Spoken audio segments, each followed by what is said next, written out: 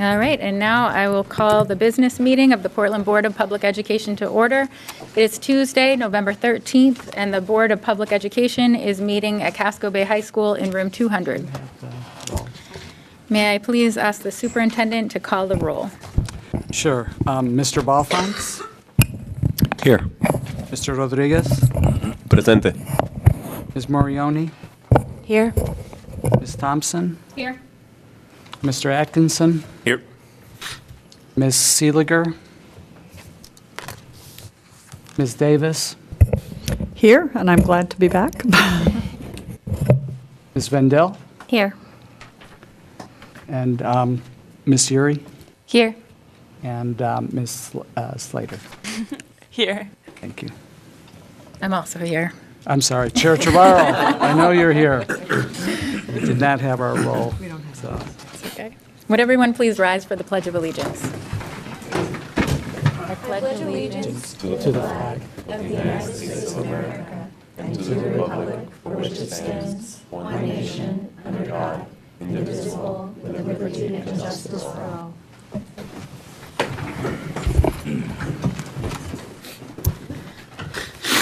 For the report of the chair this evening, I wanted to note for the viewing public that we did begin this evening with the annual caucus straw poll for the election of the chair to serve the next year as chair of the board, and Mr. Rodriguez was selected by the caucus. Congratulations again to Mr. Rodriguez. I also wanted to say congratulations. We have incoming board members. Ms. Emily Figdor was elected on Tuesday, November 6th to serve District 2. And Mickey Bondo was elected to serve in District 1. And we also are pleased to see Ms. Thompson rejoining us as an at-large representative. So congratulations to all of you. we were here before. Inauguration is the date that everybody gets sworn in and the new board members come on board, and we say goodbye to our outgoing board members. That is happening on Monday, December 3rd at 4 o'clock at in Council Chambers in City Hall. And that concludes my report. We have report of the students. We have Casco Bay High School, Ms. Uri. Thank you, Madam Chair. Is this on? It is. Good evening, everybody. It has been a wonderful start to the season at Casco Bay. On a celebratory note, 30% of our seniors have already applied to at least one college. And on top of that, Casco has once again exceeded state averages and demographic expectations in reading, writing, math, and science. But while we applaud these achievements, we are also always still growing. So once again, it's beginning to come down to the wire on our expeditions. In the 9th grade, students are finishing up their Building Community Expedition, in which they help Portland move closer to achieving its future vision by partnering with local organizations. They are also redesigning vacant parts of the city. Their work will culminate on an event on December 13th.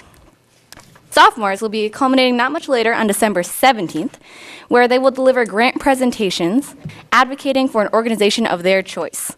The best presentation will win funds to donate to their organization. Juniors will culminate on December 19th and 20th. Their public policy expedition this year is themed around income inequality. We are excited to hear their policy proposals. Seniors are diving deeper into Senior Expedition.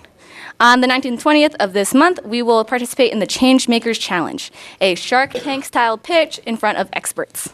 We will present our slices of the solution for various student-selected fields of study. Mine is school funding, just so everybody knows. As for the other events, mark this Saturday, the 17th, on your calendars for the Arts and Music Fest.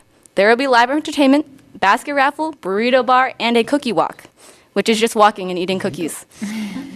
Student crafts will also be sold.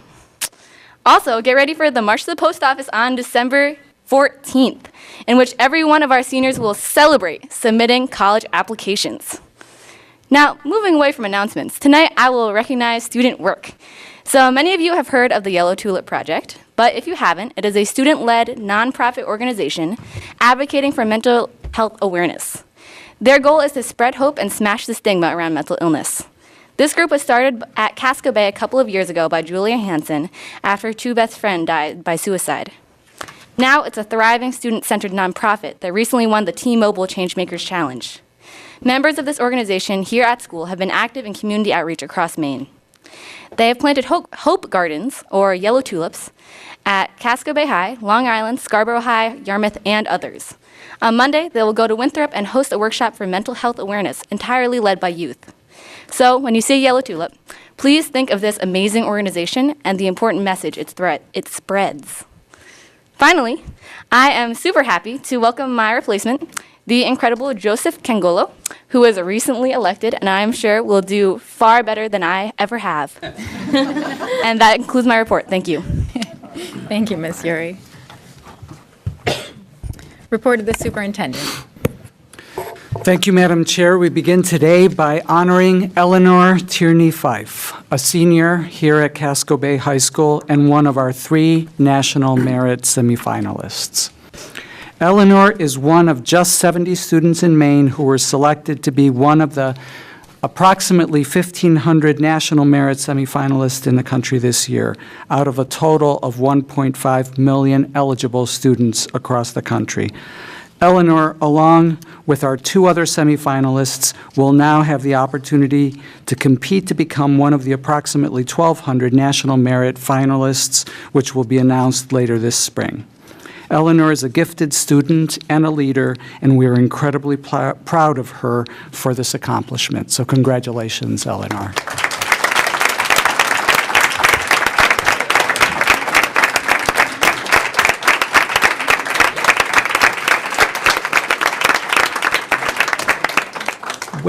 Wait, don't leave. We are going to give you a certificate for this, but I also want to recognize that in the audience is Elinor's dad.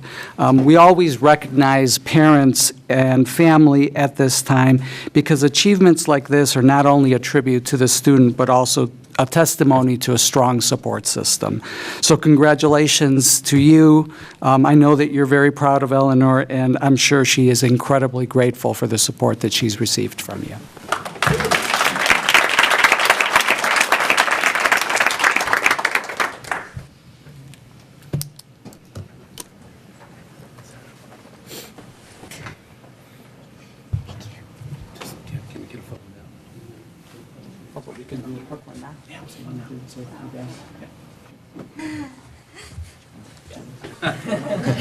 You look like you know how to handle it now.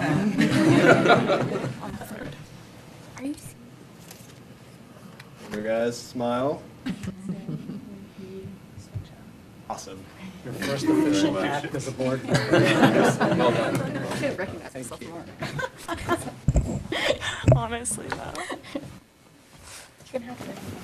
I will. Do you want to get to it next time?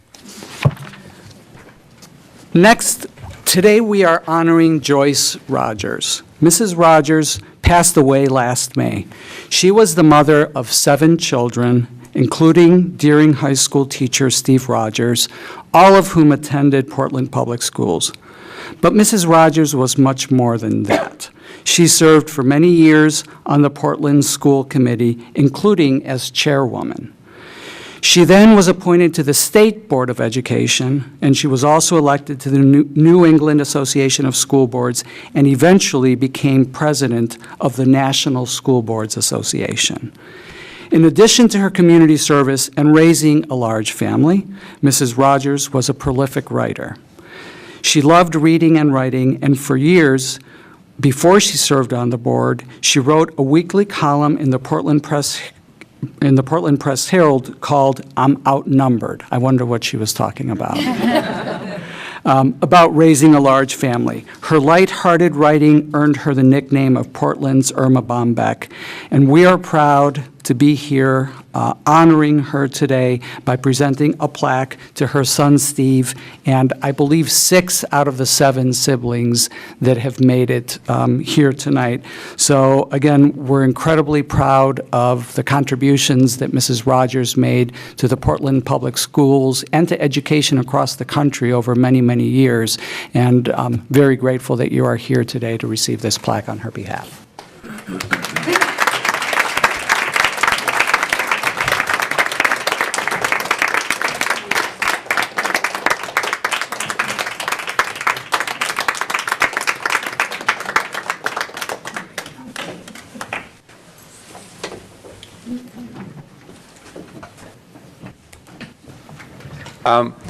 We thank you for offering recognizing my mom for her service. I think it's an unofficial record that she served 17 consecutive years on the Portland School Board, so Sarah's still got a shot. I think this is term 5, gets you to 15. One more term, you got her. So my mom was very proud, obviously, of her family. She grew up an only child, was determined that she would have children so they would have siblings to play with, and then dedicated a lot of her life to the 12,000 per year that she served as a member of the Portland School Board. And as a board member, I know that she was often considered conservative, sometimes controversial, usually a little bit innovative, but always student-centered. So we appreciate the work that all of you do, and elected board members keep that in mind. The students are at the center of all the work that you do. So thank you for doing that. On behalf of my family, I want to thank Superintendent Boitano for doing this, the whole board, Sarah for sponsoring, and also Jean Crocker. Jean took time out of her day to represent the school system when my mom passed away and came and visited. So thank you all. We appreciate it.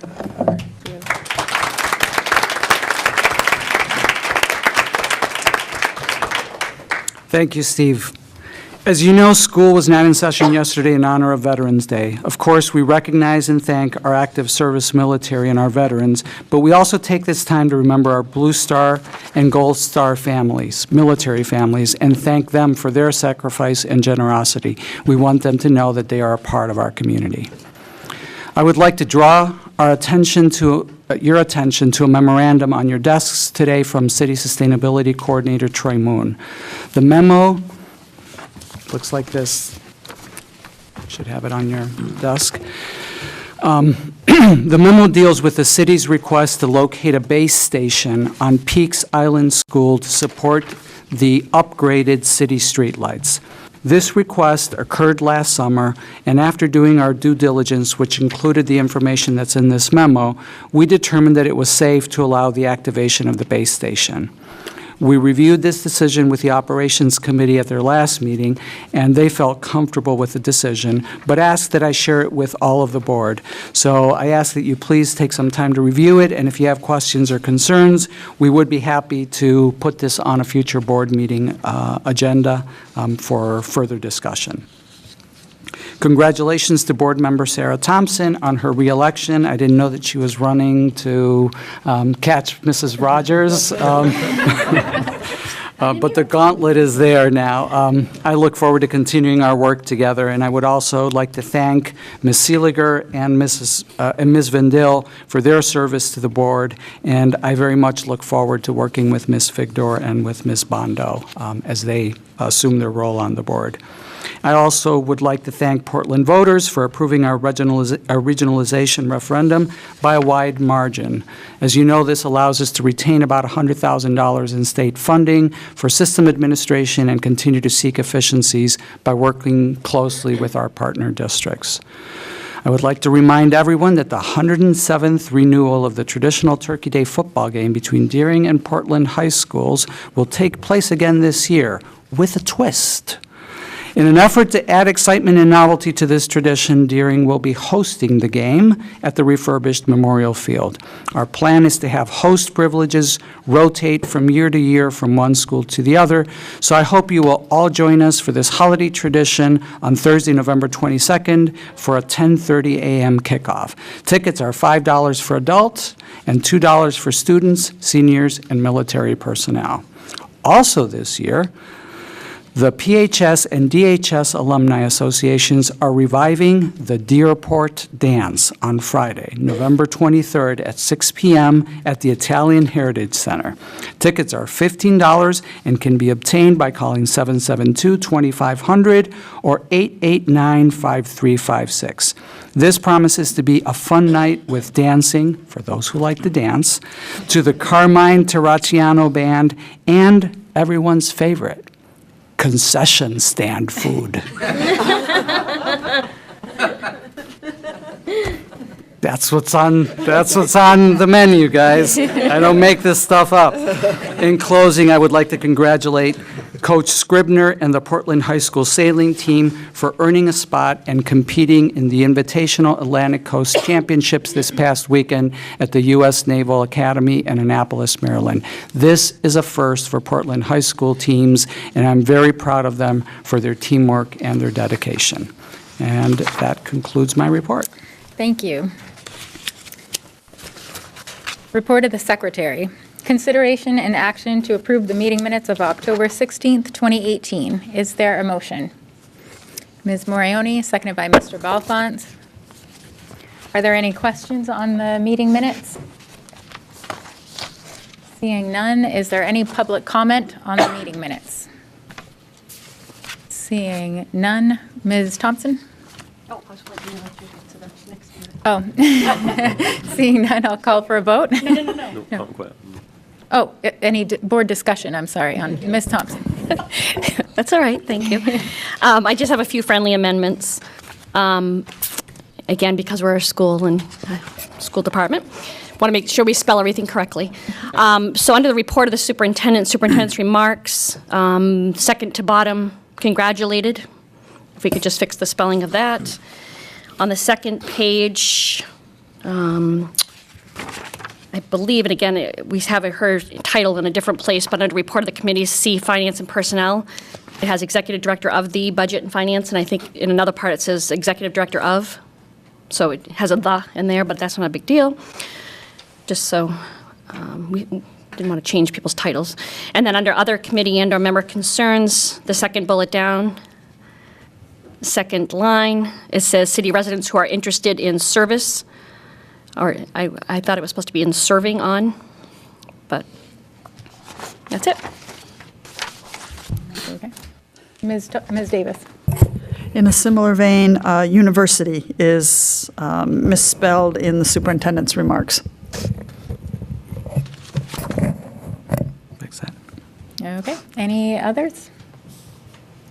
Seeing none, I'll call for a vote. All those in favor of approving the meeting minutes of October 16, 2018 with those revisions, please indicate. 1, 2, 3, 4. 7 in favor, the students in favor. All those opposed, Ms. Davis? Oh, abstain. That here. Okay, Ms. Davis abstains.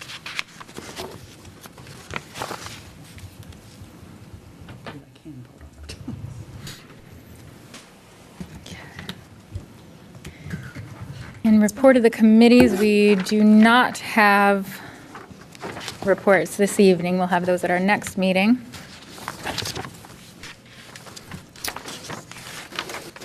Consent items. Would the superintendent please read the items into consent? Yes, Madam Chair. Under Board Policy KCD, the school board accepts by unanimous consent contributions made to the school district. As required by that policy, all of the donations are listed in the board memo accompanying this item, and as has been the practice, each donor will receive a written contribution acknowledgement expressing our heartfelt gratitude as well as for their tax purposes. I would like to thank the many generous contributors to the Portland Public Schools who have made donations of durable goods, goods of substantial value, and historical or commemorative significance, including the following. Peaks Island Elementary School received a donation to be used for athletic endeavors given in memory of A.J. Alvis, a longtime island resident, from John Pearson of Cape Elizabeth. Rowe Elementary School received a donation to the school's playground fund from Lee Management of Auburn. Lincoln Middle School received tables and other furniture from Julie Kay of Custom Disability Solutions in South Portland. Riverton Elementary School received a donation to be used toward their PTO Pumpkin Festival from the Ramada Plaza in Portland. Riverton Elementary School also received a donation from Hannaford of Portland. Reike Elementary School received the following donations. School supplies and money to be used to purchase winter clothing from Melissa Moffett of Machias Savings Bank in Portland, an Amazon gift card to purchase winter snow pants for students from Bernstein Schur of Portland, backpack and school supplies for students and staff from Atria Scarborough of Scarborough. And then Portland Arts and Technology High School received the following donations: a 5x10 water plasma table from Great Northern Docks of Naples, Maine. Materials to be used for education and training from LKQ Corporation of Gorham, and a Dickinson Newport P9000 marine heater, an RM2551 domestic marine refrigeration unit, and a Trinidad head shower combo with hook for their marine program from Maine Roof Consulting of Lewiston, Maine. And we are very grateful to all of our contributors for their support of the district. Thank you. On to board focus on educational issues. We have an attendance presentation with Ocean Avenue Elementary School, East End Elementary School, and Susan Lieberman of Count Me In. Ms. Crocker, would you like to speak to this item? I would. Thank you very much, Chair. I'm very happy to welcome this evening for our board focus on education. The folks that are working especially closely this year with student attendance. So Susan Lieberman is the Count Me In lead for the entire state of Maine. However, we're her special district because she lives here and her students, her children attend our schools. And she does walking school bus as added benefit. My favorite way to start the day. And so we get special attention from Susan in this. And then I would also like to point out that Principal Boyd Marley and Assistant Principal Kelly Thornhill are here from East End, representing a school that has jumped into the process more recently than some others and have seen some great gains. And Principal Beverly Stevens, who has been deeply involved for a number of years, and likewise seen ongoing successes. The bottom line here, folks, is that nothing that we do matters if our students aren't attending. If you think of every single thing that you vote on, struggle with, we make decisions around, spend money on, it matters not if the young people are not with us. So I thank you very much for your leadership, and we're here to learn more. Well, thank you, and I want to thank Jeannie support and the superintendent's support with this initiative. I think we need an unveiling of the screen. All right, excellent. Thank you for the unveiling there. As I said, my name is Susan Lieberman, and I am a parent of students here, one graduate, but I'm here in my capacity as director of Count Me In. So our goal tonight is to update the progress and the work done to address chronic absenteeism in the Portland public school elementary schools. And the work was done, I do need to add, was done with support, financial support from United Way of Greater Portland, John T. Gorman Foundation, UNUM, Sam L. Cohen Foundation. And I'm here with these wonderful administrators, though you all know that they're pretty wonderful. Those who are not familiar with Count Me In, it was started in 2013, and it was a result about conversations around the state that were going on about graduation rates, dropout rates, looking at students at risk. And there were forums all over the state, and there was a group of educators in Cumberland County who said to address any of these issues, we need to talk about the elephant in the room, which is student attendance, and we need to start in the elementary school. So that's what we did. So in terms of the context, we're monitoring and working on attendance is about an investment in our kids' education over the long haul. Just what Jeannie said, if they're not here, the challenge is to try to figure out to teach. But I think this also advances Portland Promise, and it's about the achievement, it's about students having the skills so they'll graduate college and career ready, it's about equity, it's understanding why students aren't in school and eliminating those barriers, and it's about the whole student developing those habits and mindsets needed to engage so they feel valued. So let me give you a little background here. So there's multiple measures of attendance. Many of you may be familiar with truancy, which is really about unexcused absences. And it usually triggers some legal intervention. Oftentimes it could be a negative intervention. What we're talking about here is really chronic absence, and that is missing 10% of school for any reason. It's excused, unexcused. We're really looking at days missed impact on learning, and that's the focus of this. It's also now a metric for the Maine State Department of Education as part of the Maine State ESSA Every Student Succeeds Act plan. So the data on each school's chronic absentee rate will become more public. And in fact, in January, there'll be a more public information about everybody's chronic absentee rate. The other, whoops, we're missing a slide. I'm not sure why it's not here. But anyway, I will let you know what it said. It was really to show you a calendar. And in that calendar, it shows you that chronic absenteeism doesn't necessarily happen 18 days in a row. It usually happens 2 or 3 days every month, and it accumulates. And what we found around the state is that the majority of kids who are chronically absent, missing that 10%, have missed between 18 and 34 days. And what is the impact? That's what this slide does. So I'm glad this slide is up. So data analysis is really key to this. So we looked at the NWA scores in 8 districts, and that's what this data shows. And we use the NWA because for the last couple of years, the state didn't have one set of achievement tests that were used for multiple years in a row. So in looking at those 8 schools, 8 districts, we looked at grades 3, 4, and 5, and there's about 3,000 kids in each grade in that cohort. So you can see on one side is the regular attenders, in the middle is a chronically absent, and on the depending upon where you're standing, it's on the right, it's national norm. And you can see the kids who are chronically absent, missing 18 plus days or 10% of the school year, are always lagging behind their peers. You can also look at grade 4. You can see those kids who are chronically absent are really on par with what's nationally norm for grade 3. So they are really literally a year behind their peers. The same is true for grade 5. This is also true for reading. And it was also true for K2. It's just that our cohorts were smaller with that.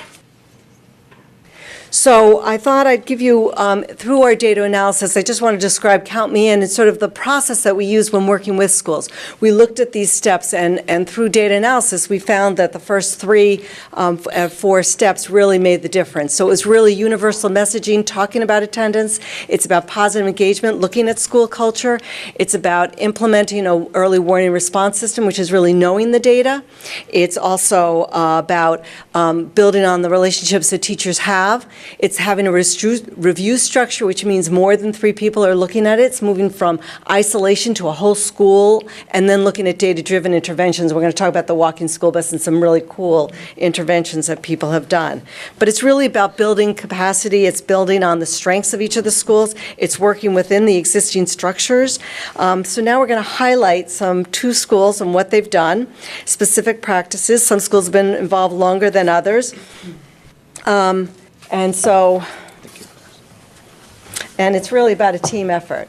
So, but I wanted to also talk about Portland Public Schools. You can see it's been quite a change from even 2016 to 17, that the rate of chronic absenteeism was decreased. And oftentimes they move on to at risk, which means they're only missing 11 to 17 days. So that's quite an improvement. So it's really kudos to the work that's been done in the schools, in the elementary schools. So now let's go to Ocean Avenue, which has been doing this for a couple of years. So this initiative started in 2013, and it took us about a hot minute to jump on. We got involved March of 2014, and we said, somebody's going to help us get our kids to school? Yes, please. Thank you very much, Susan, for helping us out. And we started by looking at the universal messaging and being positive. We were before, we were told, it's truancy, you got to get them here. So we were taking that tact with parents because that's what we thought we were supposed to do. But when we turned it around and said, I'm so glad you're here. Thank you for being here, even though you're late. We're glad you're here. Thank you. Awesome. Here's a welcome pass rather than a tardy pass. Here's a good that you're here day. And so we were able to decrease quite a bit just through turning that around, and actually turned around kind of how we were with parents too. We felt better because we were being positive. Parents felt better. We were getting that feedback. That was really, really nice. Because at our age, when you're 6, it's not really up to you whether you're coming to school or not. Yeah. And so we talked a lot about why were kids staying home. Maybe they were staying home an extra day or 2 after a cold that they didn't necessarily need to. We could have them come in. So we have a team working with us. So we have the school nurse, we have social workers, we have the teachers themselves calling out. So when a student's been out for 1 to 3 days, they make that first call, say, we missed your son or daughter so much. Here's what we did at school. This was an amazing activity. And by the way, your friends X and Y really missed you. So that's been a really nice positive outreach too. So We should have been there today. We also looked at our data more centrally, kind of looking at where do those kids live, what's going on, what can we do to help out. We've created plans for individual families, but with Susan's help, we took a look at walking school bus. But we needed a walking school bus to the bus stop. And so many of the people here in this room, thank you very much for dedicating one morning of your week to this, helping get our kids to school. It's really wonderful. And we've had kids turn it right around. We had a student, one of the first years, missed 56 days. And we talked to mom, was like, what's going on? How is this happening? She didn't want to come to school and talk about it anymore. She didn't want to talk about it. Her kid didn't want to come. She was sick of it. So we turned it around and started saying, okay, please, we'll have somebody knock on your door. You may not answer the first time, but we'll keep knocking. And her son started coming to school, and he started feeling better about school. And she became one of our chief advocates. She actually came to a Count Me In regional meeting and spoke about it, what it changed her life. So it was, not only did it help him come to school, it helped increase his scores, right? So you can't learn if you're not at school. So he went from a student who was underachieving to actually above grade level in reading before he left 5th grade. So I just appreciate this program and what it's done for us. Thanks. And East End really jumped in. Oh, let me get the... Yes, we began working with Count Me In and with Susan last fall. And really one of our first priorities was to make meeting and looking at attendance a priority. We began meeting every Wednesday and just looking at our students who are listed as chronically absent. Again, we had the social worker, the nurse, assistant principal, and our instructional strategist are part of the team, as well as a member of the front office. And really what we do is we look at every student on the list as a whole student. We work together to piece together the story of the student and then personalize interventions for that student. One of our other first steps was to educate our staff about what chronically absent means. It doesn't mean that the parents, whether or not the parents called in, it means that they aren't at school.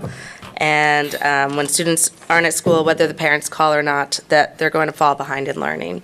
And we have a lot of the same interventions as they have at Ocean Avenue. Teachers reach out on the 3rd and the 5th just to make a connection.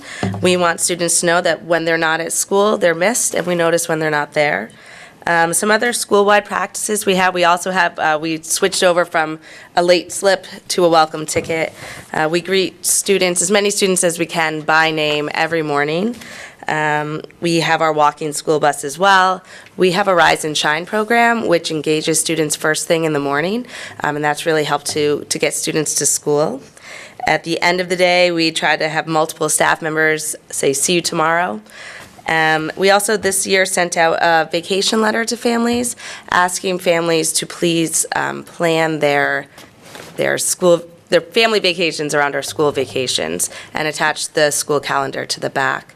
And then in addition to that, we have some Tier 2 interventions. We send thank you cards. We make positive phone calls. We ask parents to come in and have positive meetings. We handed out improved attendance awards this year during our parent-teacher conferences. So those are some of the things we're doing. And as you can see, with working with Count Me In and Susan coming in and meeting with us, we've dropped 44% rate of decrease in our chronic absenteeism in 1 year. And then we have a success story of a student that we'd like to share as well. Thank you. Good evening. First of all, I have to applaud Susan. She really has done a nice job, and really, one of our jobs when she didn't want to be up here by herself is she gets very passionate, and sometimes she won't stop talking about attendance. So I wanted to make sure that they cut me off. But really, what we're doing is the template for Count Me In, so it's a very valuable program. We consult with her regularly, as I'm sure Ocean does as well. So we're going to talk about a 5th grader, but in 3rd grade, this student missed 43 days of school. So last year, we started the Count Me In, the attendance focus, and we did the same thing. We did the messaging. We made sure it was a whole school practice. We started doing the welcome tickets, and the student's attendance went down to, she missed 33 days of school. She was a year behind in reading, but by the end of the year, after starting all the interventions at Ms. Thornhill, and I have to give Ms. Thornhill and that entire team a lot of credits. They do this every week. We focus on the data, but not just the data, making sure we also focus on the student. So by the end of the year, going into March, most of those 33 days had happened, and her attendance started to improve. She was still a year behind in reading. So what we did was we couldn't get any contact with the family through the phone. So we've reached out to community partners, didn't get any luck there. We went through Facebook. did a message through Facebook, connected with the family. We ended up doing a home visit, and this is not just one person, but several staff members reached out to do this. We helped change the bus route closer to the house. I believe Ms. Thornhill actually purchased an alarm clock, and I'm sure Ocean has done this millions of times as well as other schools have. Helped the family sign up for Boys and Girls Club. We utilized Remind app. And after every 5 days of consecutive attendance, there's either a lunch or praise or some sort of, and you didn't share it, Ms. Thornhill, but just today we handed out improvement certificates to families. We talked about your child last year had missed 19 days, now it's 0 days. The student that I'm talking about has gone, now is in 5th grade, is reading above grade level, has actually jumped 6 levels just simply by attending consistently. And at this time last year, she had missed 12 days. This year, it's only been 3 days. So just that piece, and I like the phrase, we were talking about if you don't show up, you can't get the education. I say the phrase as far as what is the 80% of life is showing up. I mean, I think that's the same piece as that. This year's teacher reports that this student has a sense of belonging. Peers are picking her as a learner, as a leader, for activities. She seems more settled, and mom has a better relationship with school. And the last piece I'd say with that is, so this one student has grown. We've seen attendance grow. We've seen her confidence grow. She'll be ready for middle school. But she also has a kindergarten sibling whose attendance is already in a place where we have made positive growth there as well. So it's not just one student, but it's a pattern for this family. And I think that's just one of many, you heard one from Ocean as well, that we've been able to focus and leverage that relationship piece for student outcomes. So thank you for all you do. Thank you, Susan, for supporting us, and we hope you have continued success.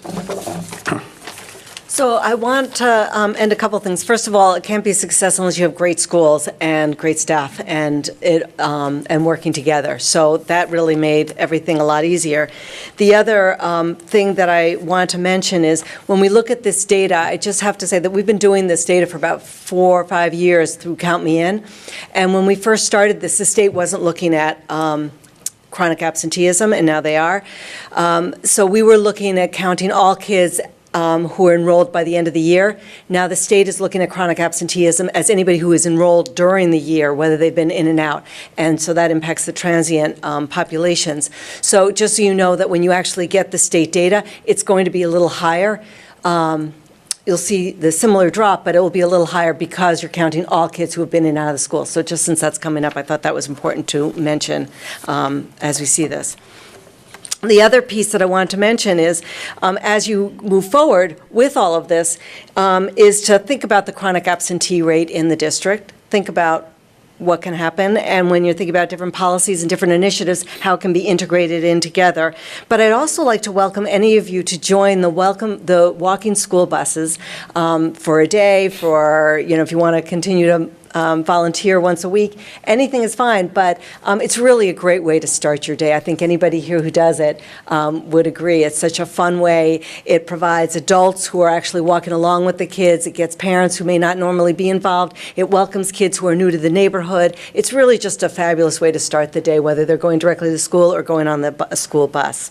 So thank you very much for your help, and if you need any more information, you can go to countmeinmaine.org. So thank you very much.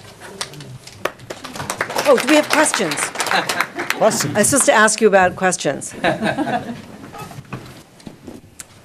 Ms. Morioni. First of all, thank you. Thank you so much for all of your hard work. Susan, for coming to Portland to work with our schools on this, but also to the principals and staff that are taking this on, because you're absolutely right. If we don't have our students in the classrooms, then all of this is really a moot point. How do we continue with Count Me In now, and how is this, and you mentioned the providers, the supporter for funding, but then what happens next for funding? Well, part of what we're doing is we're also looking at how we can also support the pre-K and some of that work. Also, one of the things we try to build into the elementary schools is how do you sustain it and keep it on your own. And I think that's what we're finding, is that I pull back after a while because, and only meet with them less, I meet with them less frequently because they are sustaining it. For those schools that have implemented with fidelity, we found that that's really the key, is implementing with fidelity and really incorporating all the different pieces and components. And then are these the only 2 schools in our district that are using Count Me In? No, or there are other others? schools that are using it. We're highlighting these 2 particular schools. And who are the others? If you don't mind my asking. Working with Riverton, Reiki, now Rowe, I don't say Hall. You know that's hard for those of us whose kids went to Hall.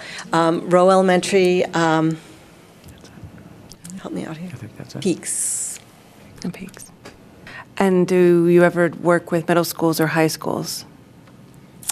We've gotten the funding to focus on the elementary schools. Elementary. So yes, I do work with middle schools and high schools. So possibly, once we see data, we may want to consider growing the program if we can.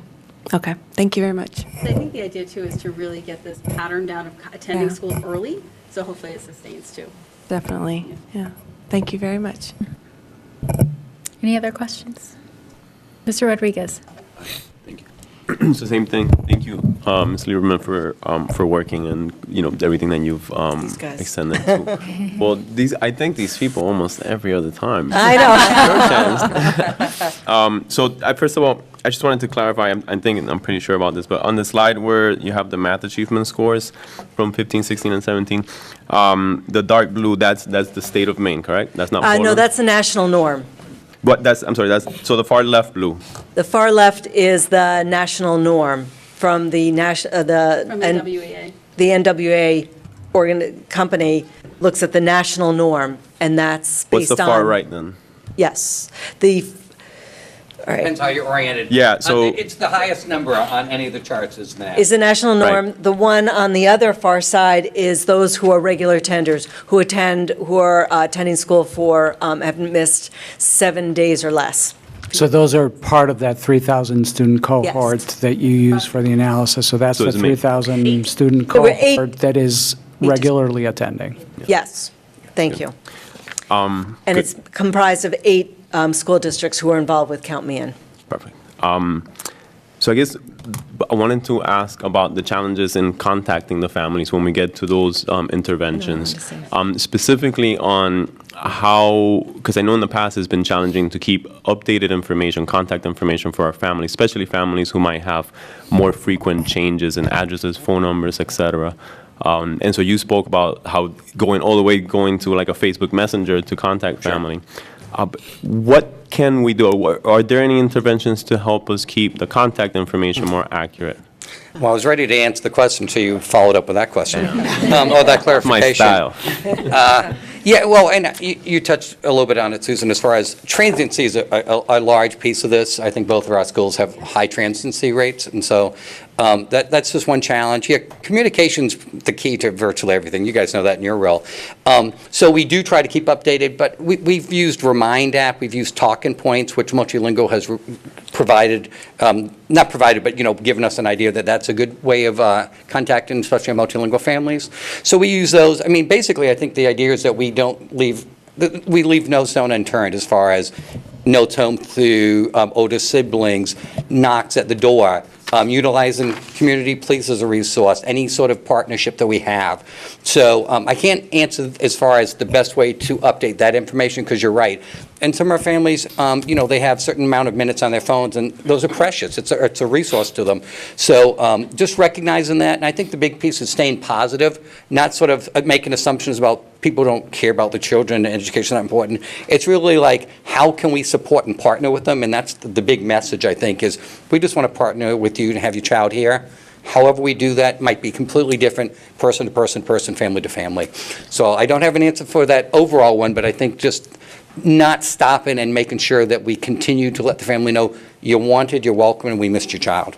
And I also want to add here that that's one thing that the schools have done, is that they've been willing to reflect on their own practices and willing to look at how can we make our school more welcoming.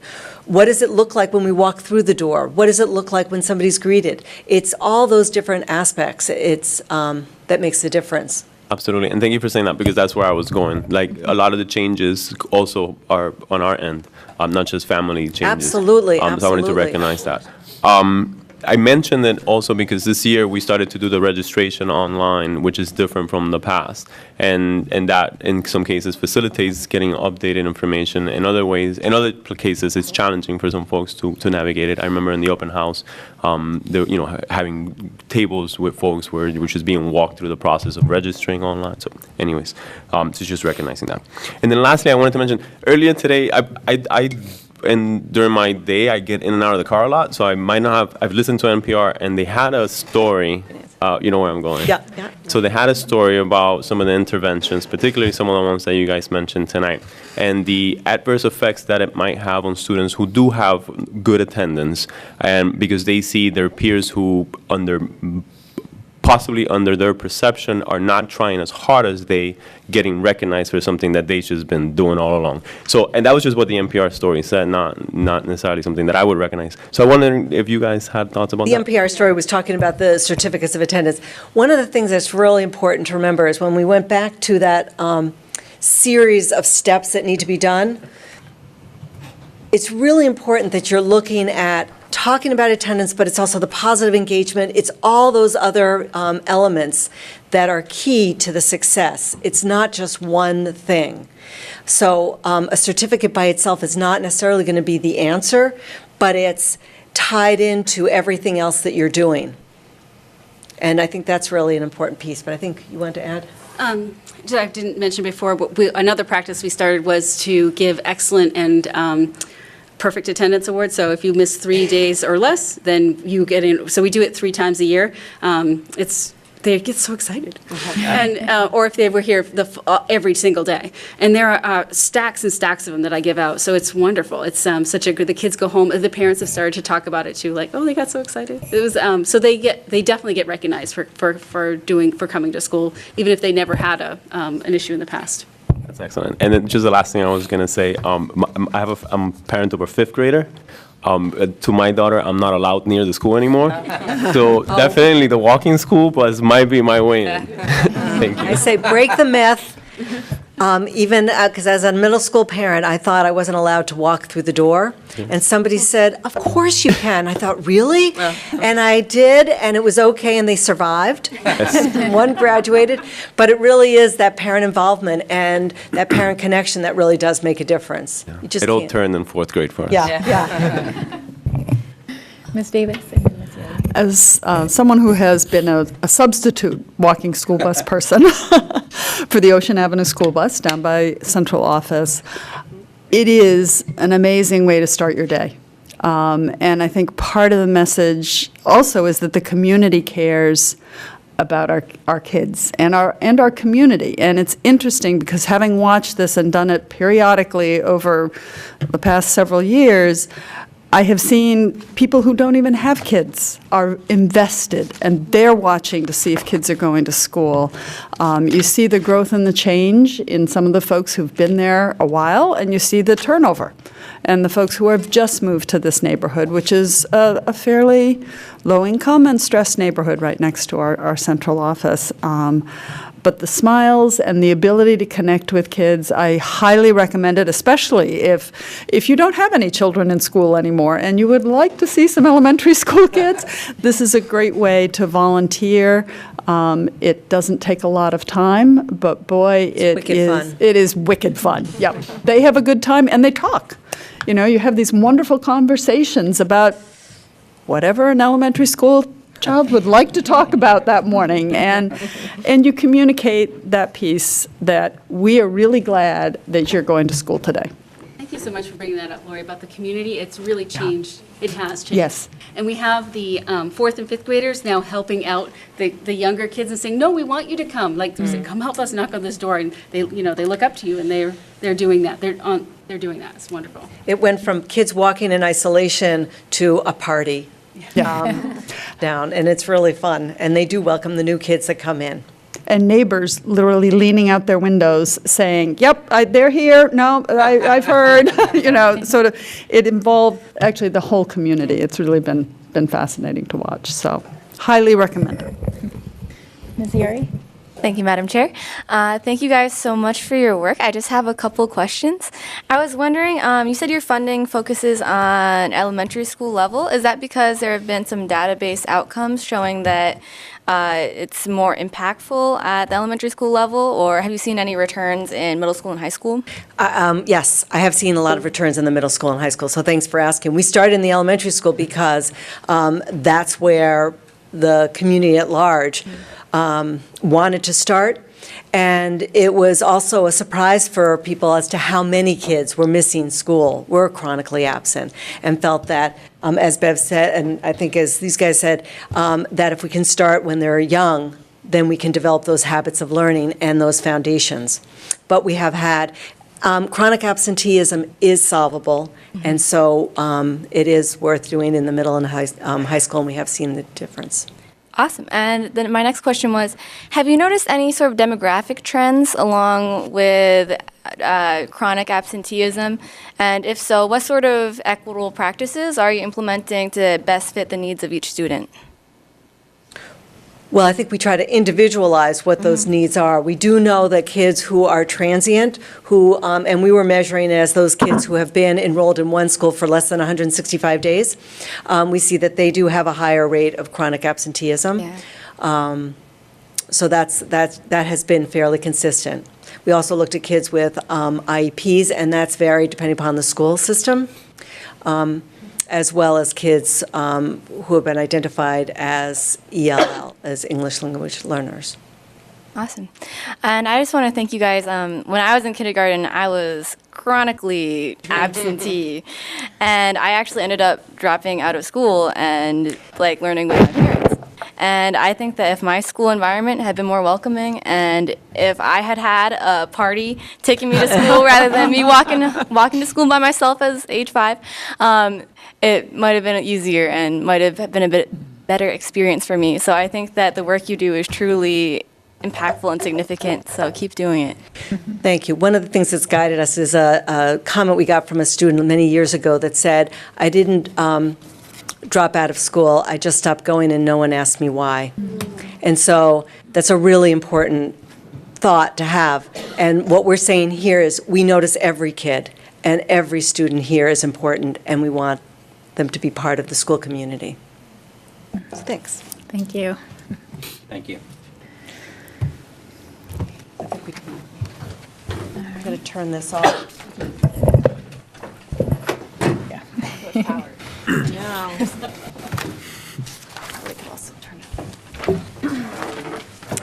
Okay, we're on to old business. Consideration and action to approve a resolution affirming the board's intent to move forward with pre-kindergarten expansion and directing staff to indicate space considerations in the enrollment and facilities study. Is there a motion? Ms. Morioni, seconded by Ms. Bendel. And would the superintendent like to speak to this motion? I believe Ms. Morioni wants to speak to it first, and then she'll pass it back to me. Thank you, Mr. Superintendent. So the reason why I wanted to speak to it is even Ms. Thompson had asked, why are we already considering this as old business? And I wanted just to refresh everyone's memory that it was, we did have a whole workshop with Starting Strong, whole presentation on educational issues, and it was brought, at that time, the board decided and voted to bring it to have the curriculum committee review it and come up with a resolution to present to the board, is how we took it in our committee.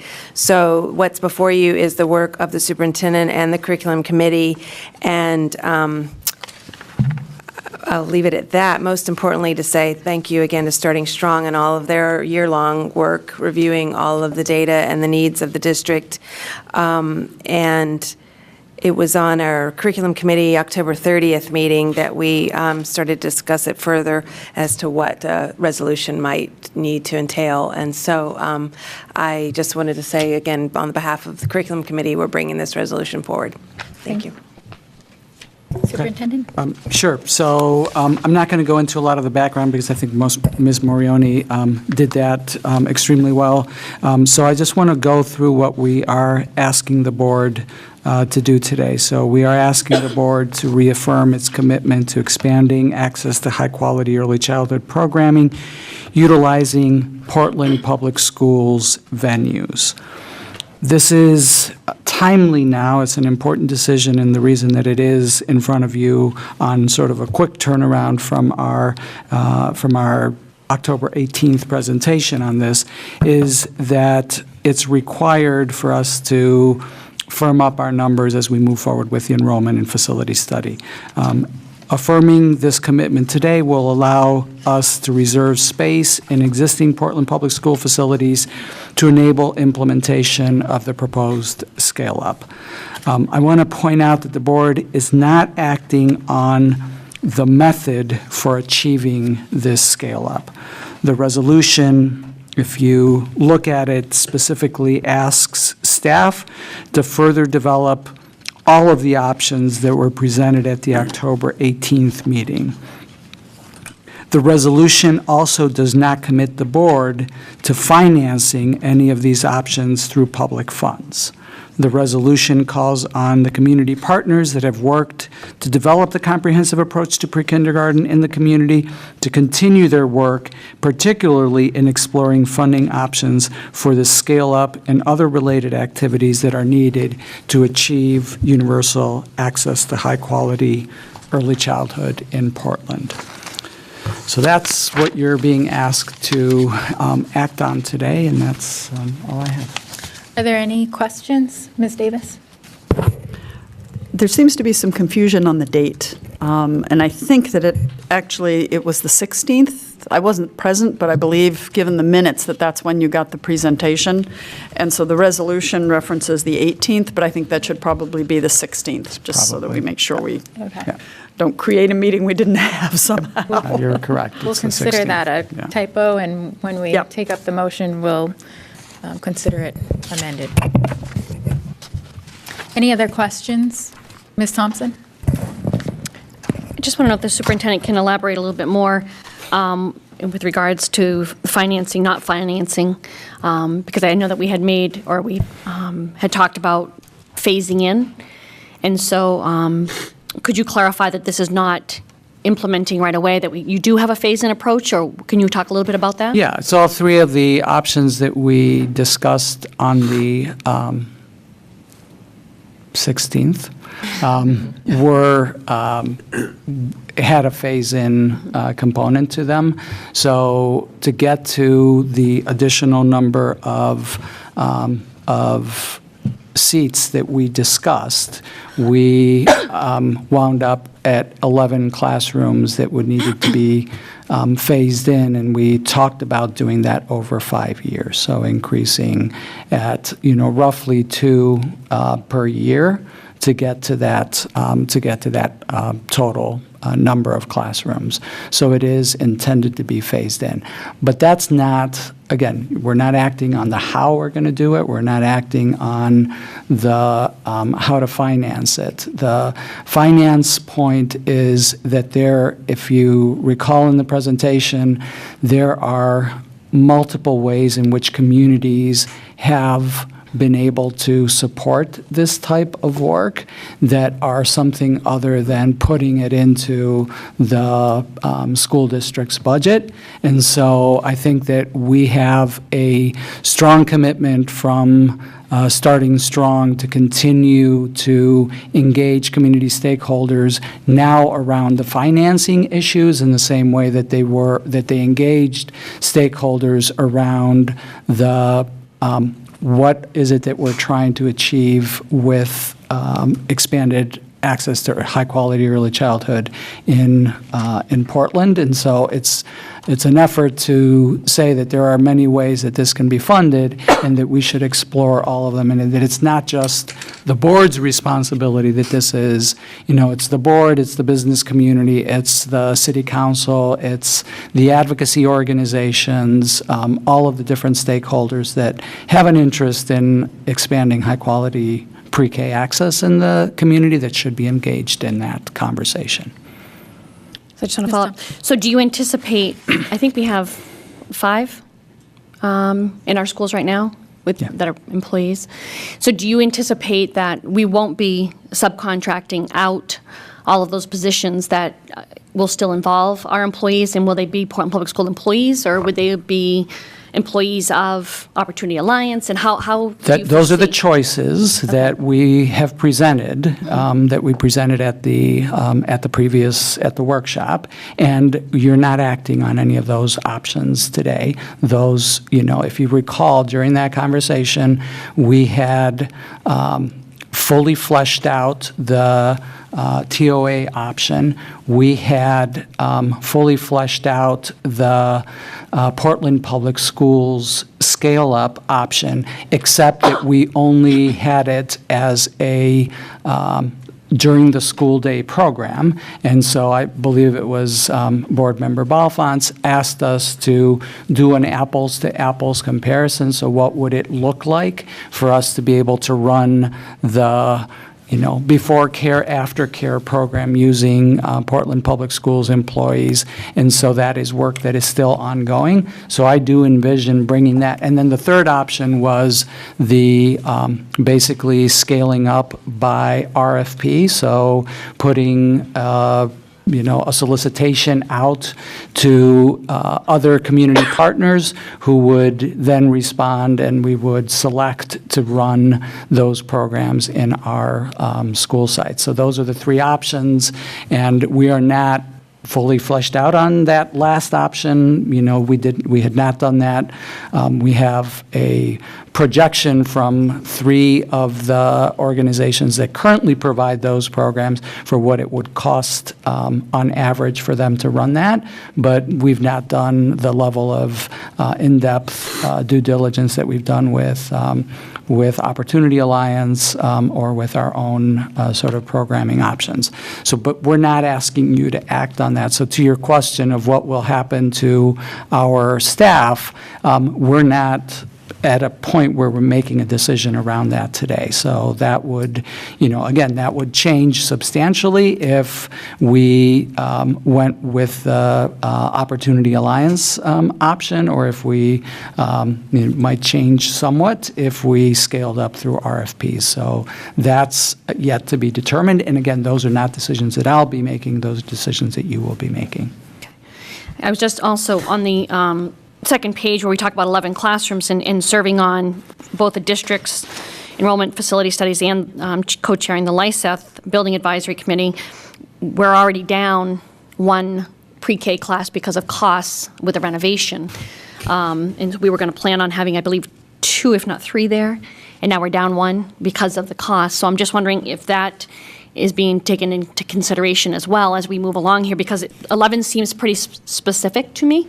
And we have to fiscally make decisions too, like on the building, if we had that kindergarten, it's going to cost us X more dollars, and we don't have those dollars allocated for the LISETH renovation, so we have to only add the 1, I think it is. So I'm concerned about being so specific about 11 classrooms, because it just seems too specific to me. Also, just procedurally, I guess I would ask, although you're talking about timing and again, and I know the urgency of getting this information back into the various committees, but I want to be careful about process in that we always, for most resolutions, have a first read and then allow the public to know that it's coming up for a vote. So I get concerned when we skip over first reads, even though we had a workshop, of allowing public notice and also allowing the procedures and process to stay the same and not change it by whatever resolution or whatever we have coming. So I just want to procedurally ask that we think about that going forward, and that we keep on a path of doing a first read, because I think it's important not only for us, but also for the public. Thank you. Ms. Morioni and then Mr. Rodriguez, and I'm just going to remind people that we're still on questions. Ms. Morioni? No?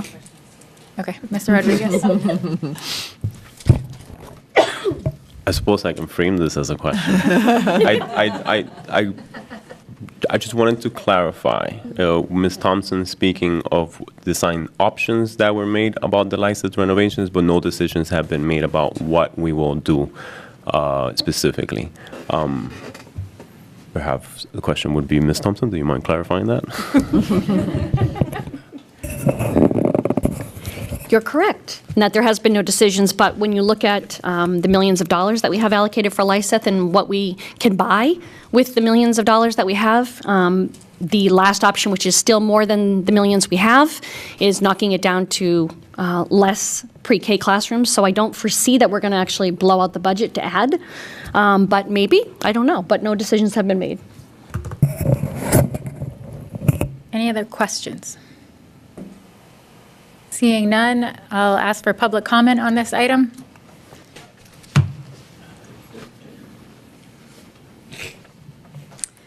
So good evening. I'm Sue Olafson. I'm president of the Portland Education Association, and I represent over 700 teachers and almost 200 ed techs. I'm joined here tonight by Portland Schools pre-K teachers, Christine Worth and Jen Seed of Riverton, Sarah Swenson of Rowe, and Sarah Croce of East End. So Portland School currently has 5 pre-K classrooms in Portland elementary schools with Portland teachers. And the PAS Early Childhood Education Program for high school students has 1 outside provider teacher for the pre-K that is in that building. The path that Portland Schools has been on since 2011, which is the gradual expansion of Portland pre-K with Portland teachers at the rate of about 2 classrooms per year, will achieve access to universal pre-K within 5 years.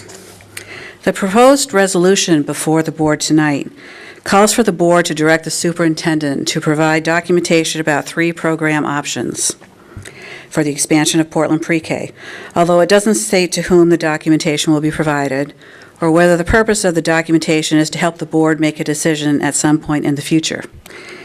The language around the 3 programs options is not clear, but it looks like option 1 is Portland Schools-led expansion with Portland Schools teachers.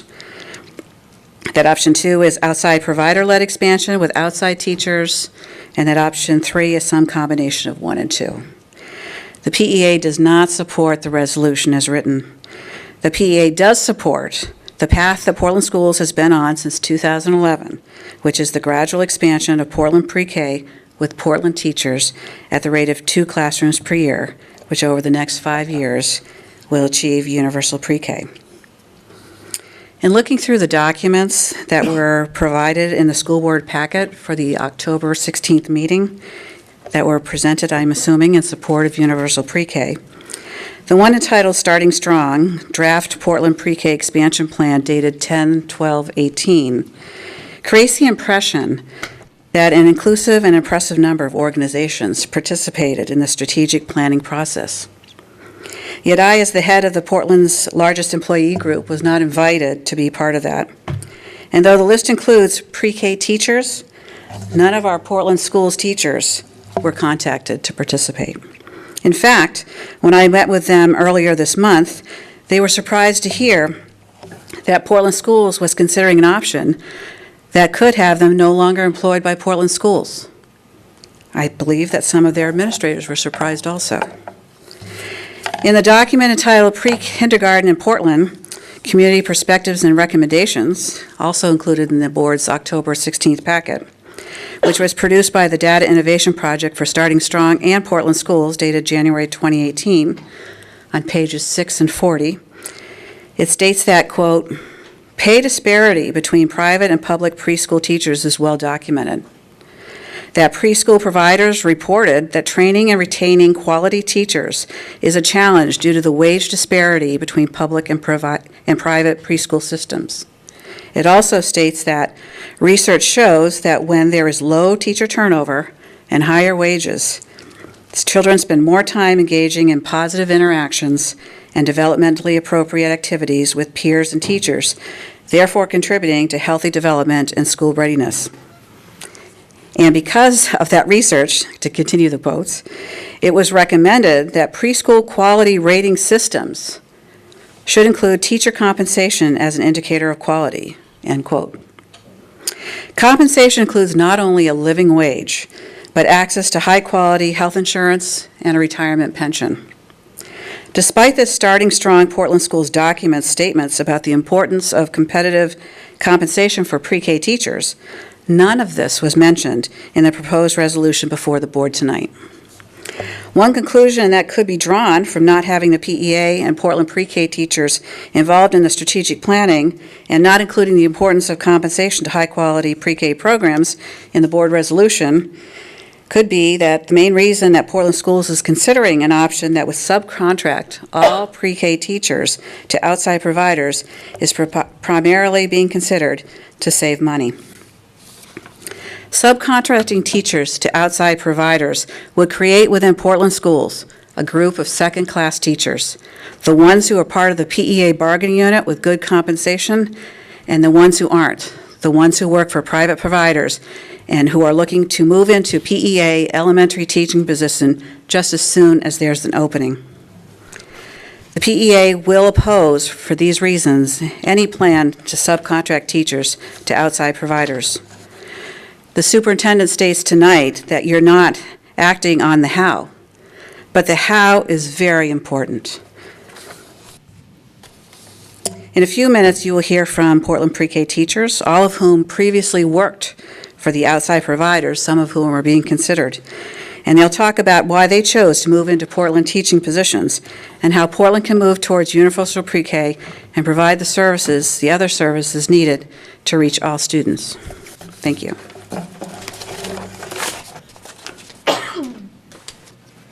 Go ahead. Hi. My name's Christine Worth, and I'm a pre-K teacher at Riverton.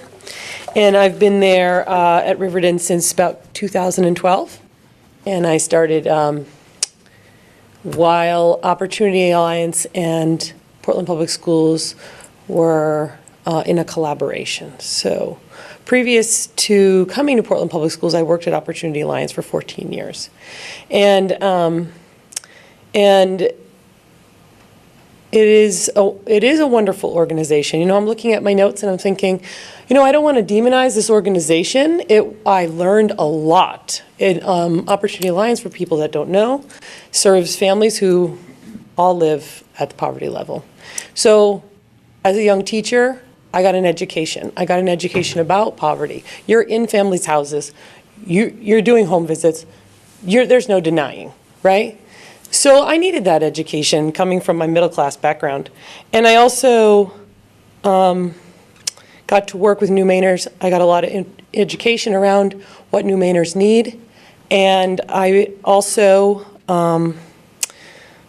really saw the value in early intervention.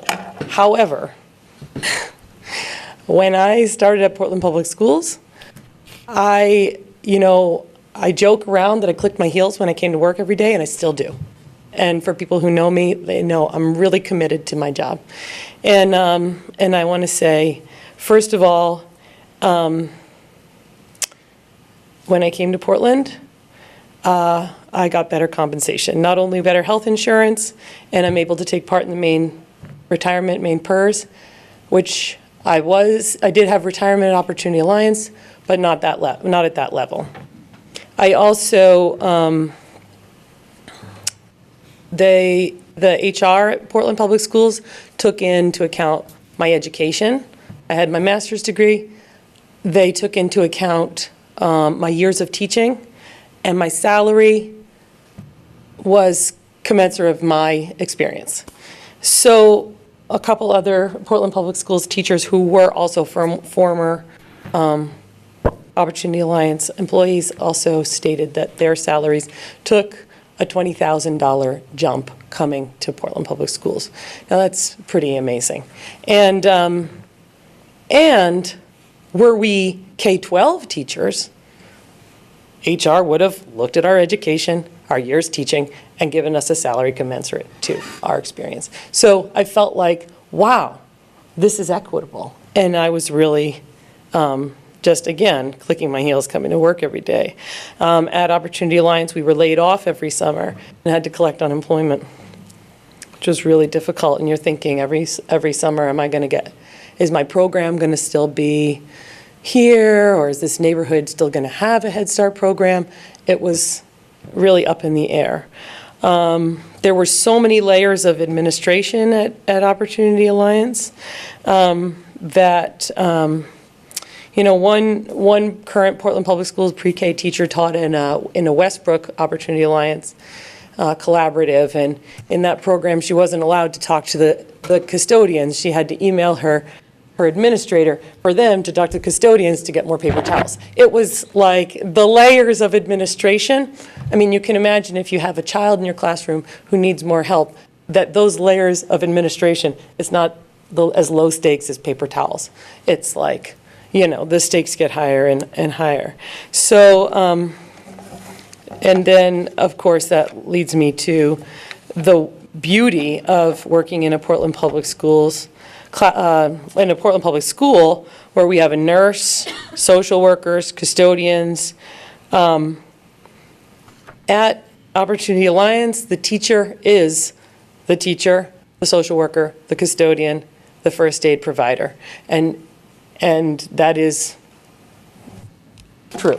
Would you say? Yeah. So having a custodian, I remember the first day my classroom was cleaned and I didn't vacuum it.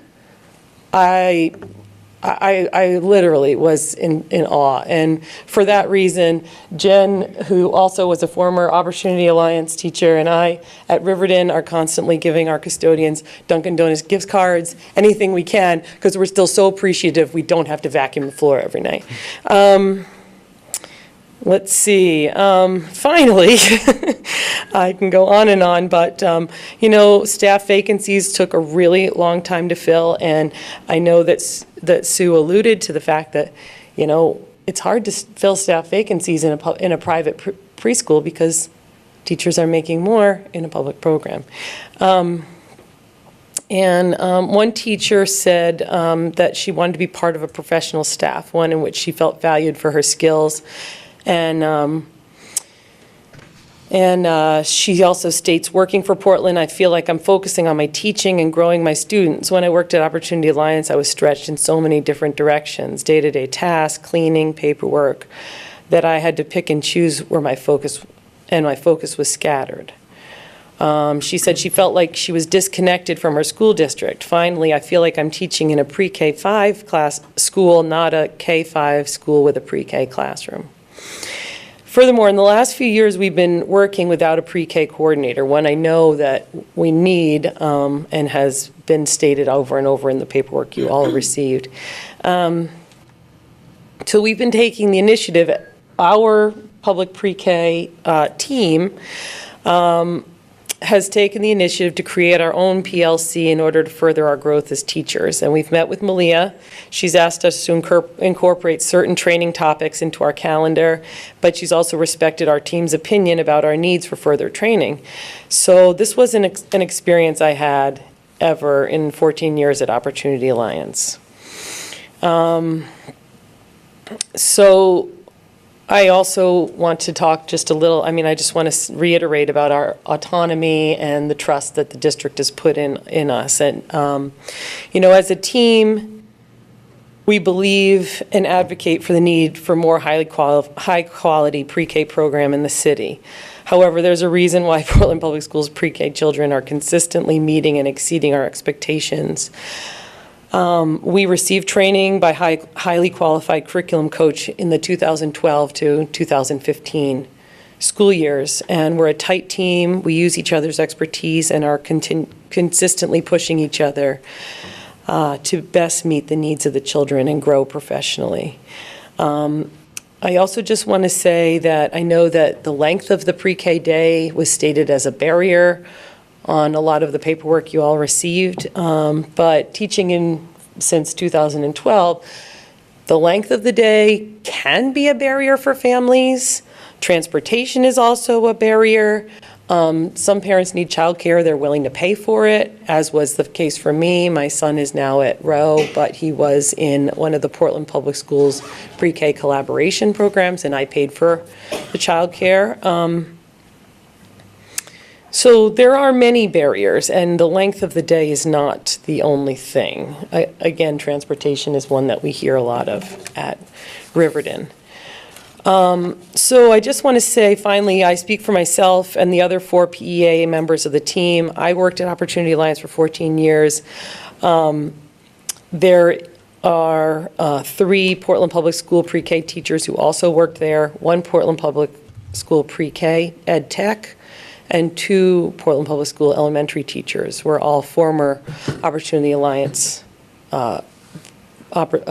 employees. So had we been asked about this collaboration, we probably would have had a lot to add, and that's why I'm here tonight. So I hope I covered everything. Thanks. Thank you. Anyone else? Seeing none, I'll close public comment and any board discussion. Ms. Thompson. So, first and foremost, if this does go through this evening, just on the first line, it says opportunity to create. The word "to" is missing. I guess I have my concerns. While I do support high-quality pre-K and universal pre-K, and was a part of the discussion back many, many years ago, I think it was cited 2011, and that's what the number one item that the community wants too, is pre-K. But I'm a little challenged that the lack of inclusion from our staff that we have here. I guess this is why, for me, as a board member, one of the concerns when we have resolutions, and I guess I'll go back on my soapbox of first read and second read with a vote.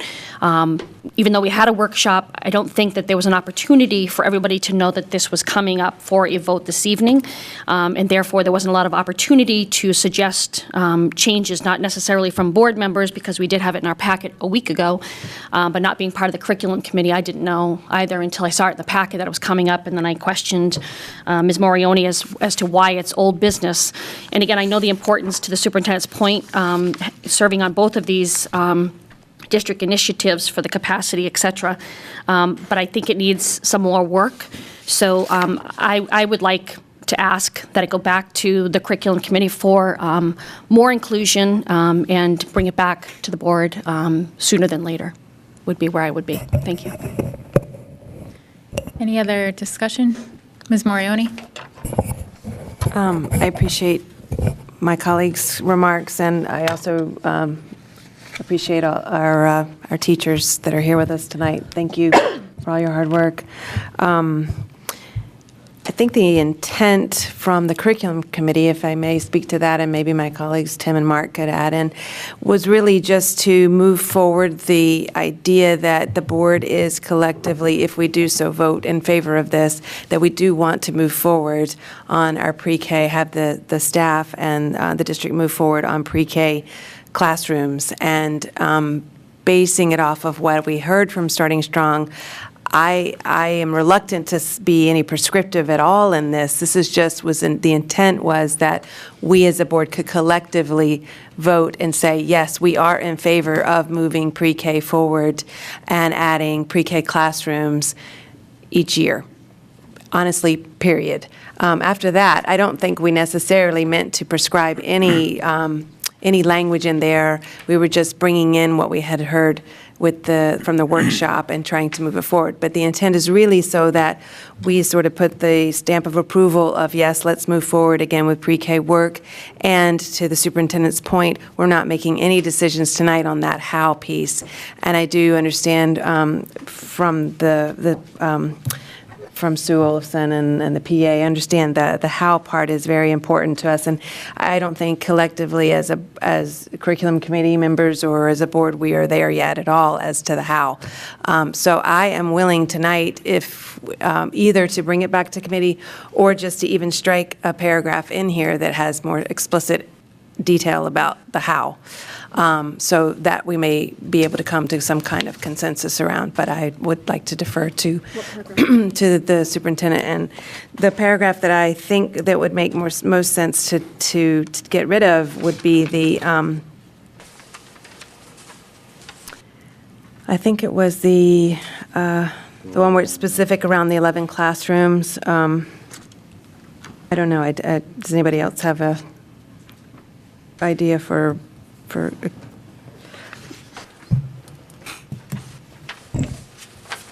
Mr. Atkinson? If I might, maybe it's the next one where it's talking more about the different options around the community agency lead, district lead with possible.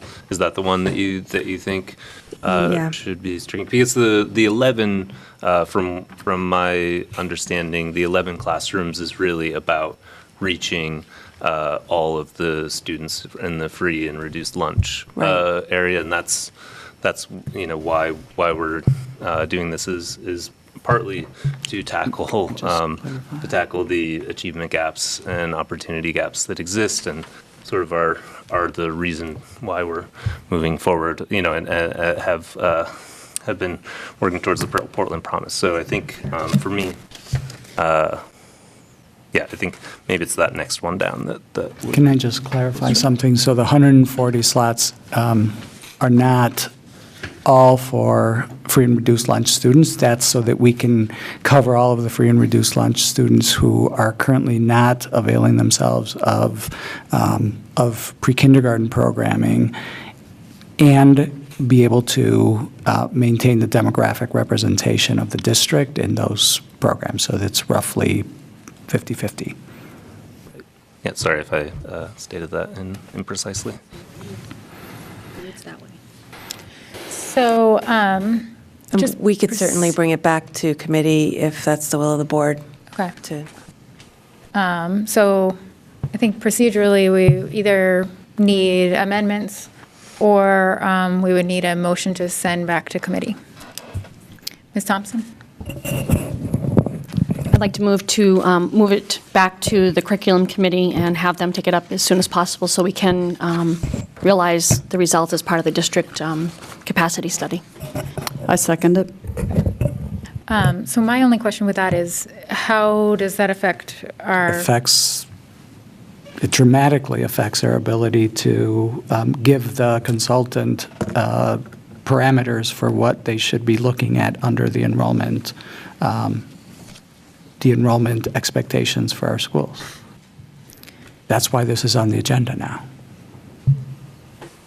That's why it explicitly keeps the how and the funding out of it, so that we can say to Davis Demographics, we need to reserve 11 classrooms in our schools. Okay.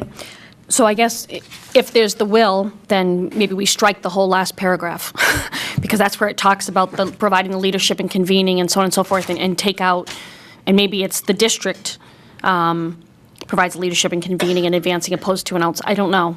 But that seems to be where it's really specific about, and I'm not sure if that's the paragraph that people took issue with, but that's the one that stuck out for me the most. But I certainly understand completely, again, what the superintendent's saying, and we want to get a report done and get it out and get the discussion underway, because we do have a lot of work ahead of us. I'm very concerned that there are feelings as though that there was an inclusion and that we're really talking to outside entities and not consulting with our own first, and or having them part of the conversation. So again, I don't know. I'll let everybody else talk. Ms. Davis? I missed the workshop. I was out with my broken foot and unable to attend, but as someone whose original area of college study and certification was actually early childhood, I'm very concerned, because there is a long, and I studied it quite a few years ago, a long tendency and almost tradition to pay teachers less, to not include it in the public school system on an equal level, on parity with the rest of our staff. And I will say right out of the gate that my understanding when we moved in this direction in 2011 was we had some partnerships that we already had in place, but that we were not talking about expanding pre-K at anything other than expanding pre-K staffed by Portland teachers who were paid on the same level as other Portland teachers. And I don't believe it is good practice for us to have some teachers paid here and some teachers paid here. And it is particularly offensive to me as an early childhood educator, still in my bones, to have early childhood teachers paid less. And so I'm concerned about this, and I also don't want to send staff down studying something that does anything except pay teachers on the same level as we pay teachers without regard to the age of the children that they're teaching. Because early childhood teachers and children in early childhood are just as valuable and in need of excellent quality teaching as any of the other students in our district. And when we pay teachers differently because they teach younger children, it sends the wrong message to the teachers, it sends the wrong message to the community. And so I, for one, I'm coming late to this, but I'm not real comfortable with it. I understand the need to try and get a sense of what the space needs would be for our demographic study. But I'm also, as a long-term member of the Finance Committee, feeling a little concerned about exactly what we're trying to promise and what our intention is. I mean, I think that this is one of many competing demands that we're facing. And as we go into this budget season, how will we balance? We have an intention to grow this, and I think the board has been clear about that intention, and I certainly support that. And I want us to know what it would take to do that, but the decision really is going to happen later, and it's going to happen in a different context. And I'm a little concerned about how this reads to the public at this point. So I'm not quite sure what we do with it, because I don't think that editing on the fly usually works well for us. So I think I continue to support sending it back to committee. You've heard, a little broader, you've heard from staff, you've heard from other board members who weren't previously present, and perhaps kind of tweak this so that we all can feel comfortable. It gives enough direction. I think that because universal pre-K and pre-K in general is a growing area, we need to think about how we have room for that. When we built Rowe School, there are 2 classrooms in there for pre-K. We built those. I believe we only have 1 classroom operating right now. So we need to take it into account, but also recognizing that I don't want someone to come back at budget time and say, you said there were going to be 11. Where are they? And we're trying to figure out how to pay for everything else that we need to do. So I guess, long story, I would continue to support sending it back to the committee for a little bit more work and bringing it back maybe by our next meeting, or certainly early in December. Ms. Marioni. So consulting with my colleague on the curriculum committee, we both are thinking that we're in agreement that there's too much specifics in this and was not the intent, so that we are thinking to strike the fourth paragraph from the bottom, which would be, it starts with therefore be it resolved that the board reaffirms its commitment to increasing, with the specifics, with the 11 classrooms in it there, would be struck. No, I'm sorry. No, that's not it. It's the next one. It's the one that says the specifics around the October 16th presentation on the topic to be included, not limited to, and then those 3 options there. That paragraph to be struck, and then the final paragraph to be struck, so that it takes out the specifics around, even around the 3 options around how, and then the final around connected and specifying it relating to starting strong work. It basically, as Ms. Davis said, the intent is to show that, again, we want this to move forward, and that hopefully that is enough, that to our superintendent's point of having it to move into the demographic study, that the need for expanding pre-K needs to be reviewed. So I don't know if there's a second on those, striking those 2 paragraphs, but. So, right now, what's on the table is referring it back to the committee. So okay. We would either, to take that up, we would either need that motion to be withdrawn, or we would need to vote it down. Okay, sorry. Any other, Ms. Thompson? Well, providing that I can bring it up after if that's not supported. So I'll withdraw it for now, but then if this isn't supported, I'm going to bring it back up again. Okay. Okay. Now, Ms. Morioni, would you like to offer, oh, yes. Would the seconder agree to withdrawing?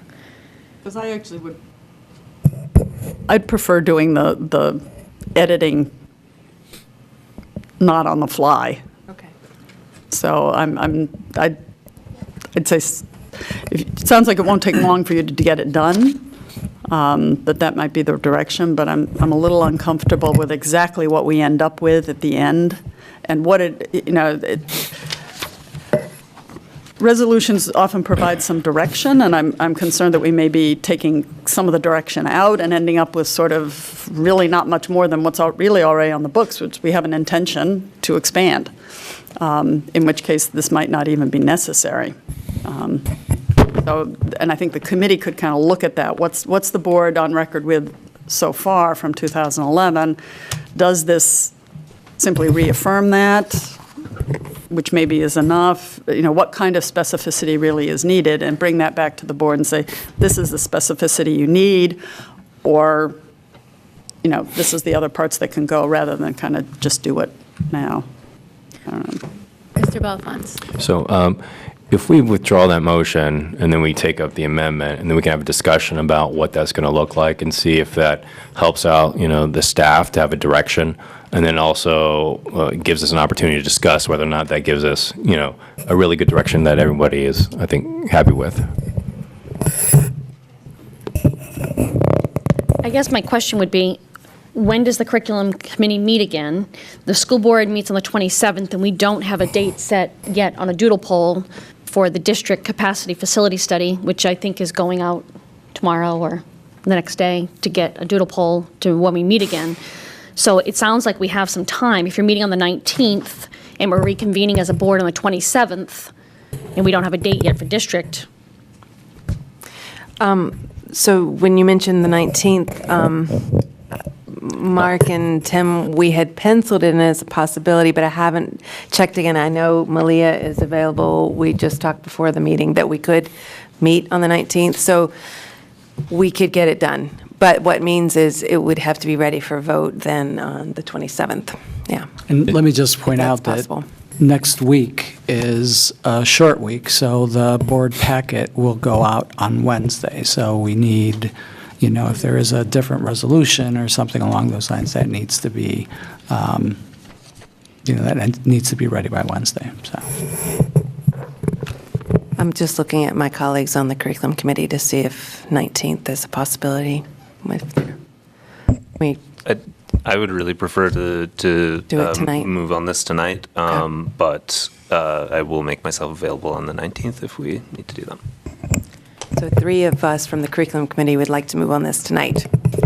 Mr. Rodriguez. Thank you, Chair. Under that scenario, Superintendent, if we do vote on it on the 27th, would that still allow us enough time for the commission to consider the information, or is the 27th already beyond? I mean, we've in essence told the consultants to look at this as a viable option, and look at it as if it's not a viable option. So, looking at both of them. So it's at some point, we want to have an elementary report, and that is scheduled to happen the week of the 26th. So this is important because the report that comes forward will, reflect. So it's not stopping people from doing the work, but it is stopping us from presenting one way or the other.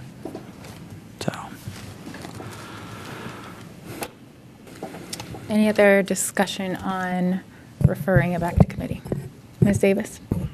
I guess the referring back to committee, going back to Ms. Thompson's original concern about public notice and input, and first read and no first read, that sending it back to committee and bringing it back would give more opportunity for public input and the feeling that we got it right.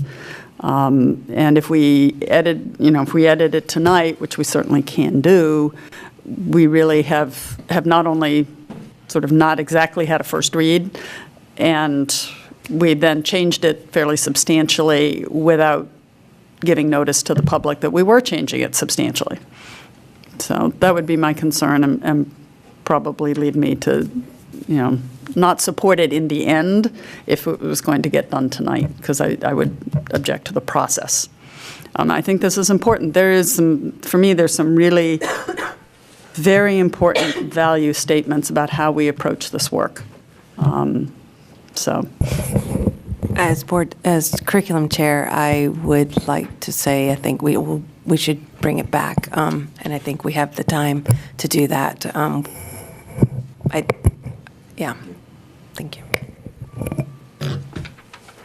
Anyone else? There's no amendment on the floor. Do I have to make it again? It's, what's on the floor is No, it was to- never withdrawn, because Ms. Davis never did not withdraw it. is to refer it back to the curriculum committee. So I think I'm going to vote against this, referring it back simply because I feel the urgency of this, and I think that the recommendation or the amendments that were proposed earlier, for me, would resolve the issues. I think it's a good resolution, and it speaks to a value statement on behalf of the board that we're committed to expanding pre-K, and I think that's the message that it's meant to send. Taking out some of the specifics around how we get there, that satisfies, to me, the concern. So I think I'm ready to vote on this tonight. And the other thing is that we don't always have first reads on resolutions. That's been pretty typical because resolutions tend to be timely issues. And so, this has had enough process where we did have a workshop that, for me, I'm not concerned about the timeliness of it. So, unless there's any further discussion, I'll take a vote on referring this back to the curriculum committee. All those in favor? 2. All those opposed? I think I have to list everybody's names. Mr. Belfont, Mr. Rodriguez, Ms. Morioni, Mr. Atkinson, Ms. Bendel, myself, and the student reps. Okay, we're back to the main motion. Does anybody want to offer an amendment? Ms. Morioni. I would like to make an amendment to delete the third paragraph from the bottom. You can read it. Do you want me to read them? Or just say it? I don't think we need to read them. I think everybody. It starts out with therefore. I think we should read it just to make sure. It's therefore be it resolved that the Portland Board of Education directs the superintendent to fully document the pragmatic options discussed at the board's October 16th presentation. That paragraph to be deleted. And then For people at home I just want to raise that for people who are not looking at this, they have no idea what we're proposing to delete. And I think we do need. Read the full thing. We need to have the full thing so that the public knows what we have deleted and, how we're changing this, because they don't have the paper in front of them. True. Okay. Deleting paragraph, therefore be it resolved that the Portland Board of Education directs the superintendent to fully document the programmatic options discussed at the board's October 18, 2018 presentation on this topic, including but not limited to a district lead and administered expansion, community agency lead, and administered pre-K, including expansion, district led with possible community agency administered expansion. So that should be deleted. Then the other paragraph, then adding the word "and" to the next paragraph, and comma, lowercase therefore, and then the final, and then ending that paragraph with a period after programs, and then deleting the last paragraph, and therefore be it resolved that the Portland Board of Education urges Connect Ed's Starting Strong to continue to provide leadership in convening and advancing a community conversation involving the school board, district staff, other elected and appointed officials at the local and state level, representatives from the parent, early childhood programming, and advocacy sectors, representative from the business and philanthropic community, and the appropriate stakeholders to develop funding mechanisms to support the expansion of high-quality pre-kindergarten programs in the context of a comprehensive early childhood program in the city of Portland, period. Is there a second? Mr. Bellefonte. Any questions on the amendment? Ms. Davis? So going forward, what is the relationship with Starting Strong if we adopt this language?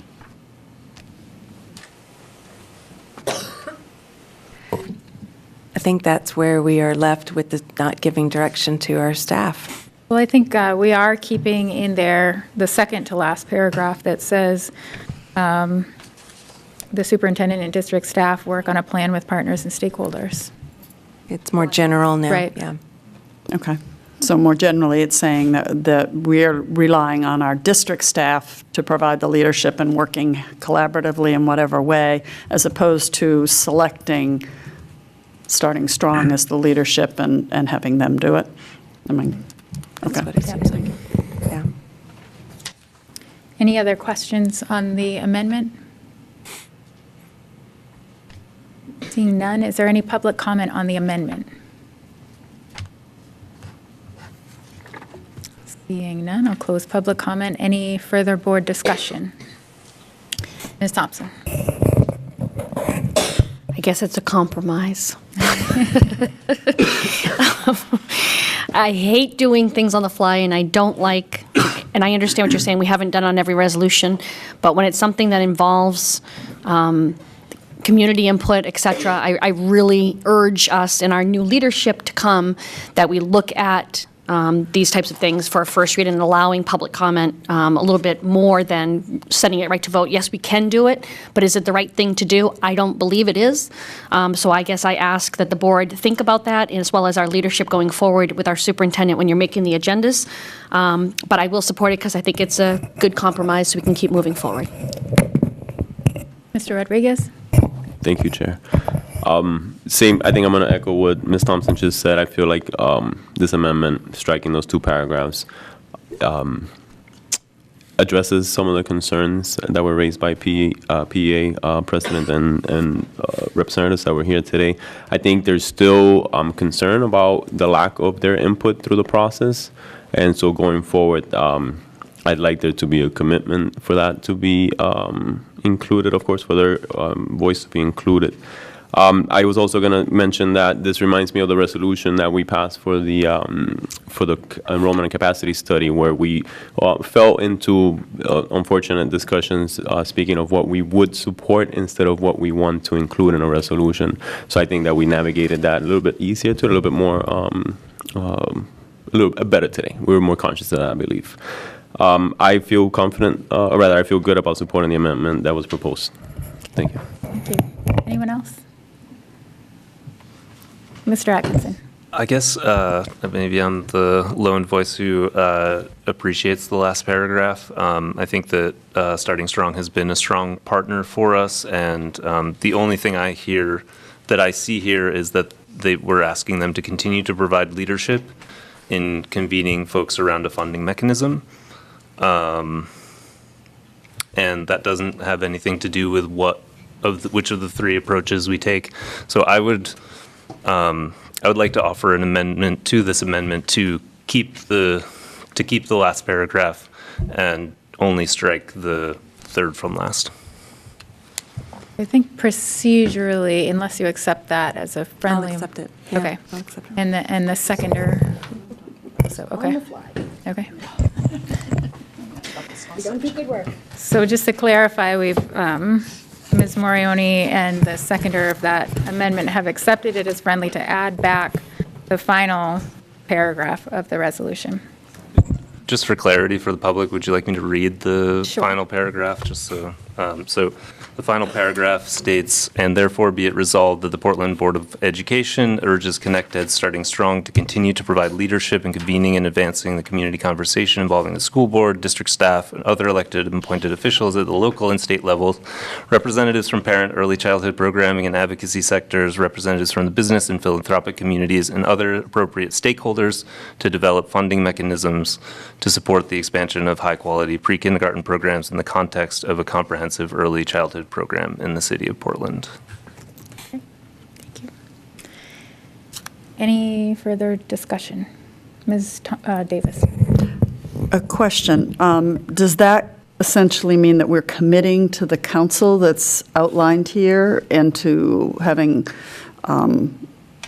what they describe as a school committee member, which would be a board of public education member, being a member of this council? Is this, in essence, what that last paragraph means as we accept this pre-K expansion as described in the November 1st, 2018 Starting Strong document, which has an attachment which outlines a particular advisory committee that includes appointments of a school committee or Board of Education member and a city councilor? Because one of the concerns I'm having is, while our input is very helpful in a number of places, that we're seeing this more and more, and we're seeing it with counselors as well, and I think that's raising issues about just reasonable workload for us to carry. That means that one of us would need to be serving on this advisory group. So I just want to make sure that that's what that last paragraph means, because that would change my support. I don't think this was intended to prescribe a specific committee structure. This is, for ConnectEd, for Starting Strong, to continue to convene people around this issue of now around the funding issue. It does not specify a, particular committee or, the creation of any kind of a formal structure. It's to continue in the same way that they did with the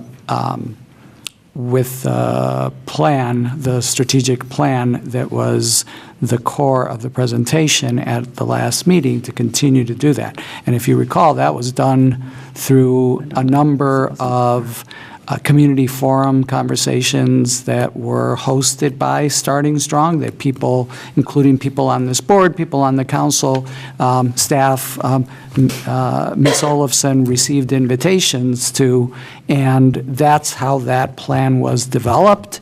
And so this would be, continuing in that vein.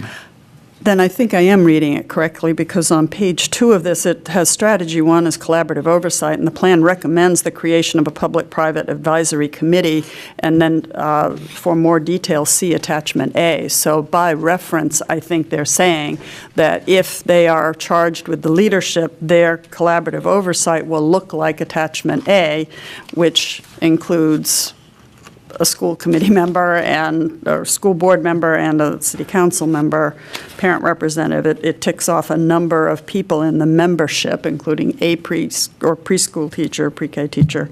But I know what you're referencing. I think that's the sort of the overall implementation strategy memo. That is not what the resolution is referring to. That is the broader implementation strategy that Starting Strong has proposed, which is, for the overall governance of implementation of this, but not, so I guess to your question, is this particular paragraph referencing that? It is not referencing that. This is a more informal continue to convene different parties around the school funding, the funding of the pre-kindergarten programming. It is not the governance structure, which is what you're referencing. Okay. It may be because I was not able to be at that meeting that I'm a bit confused, because I see this having been provided and see it as kind of weaving together, and that last paragraph which says we urge them to continue to provide the leadership, and sort of saying we're asking you to, or urging you to, that we also are in essence incorporating this document and the plan for their leadership, because this is the strategies for the, to continue to convene and guide the next 5 years of pre-K expansion in Portland.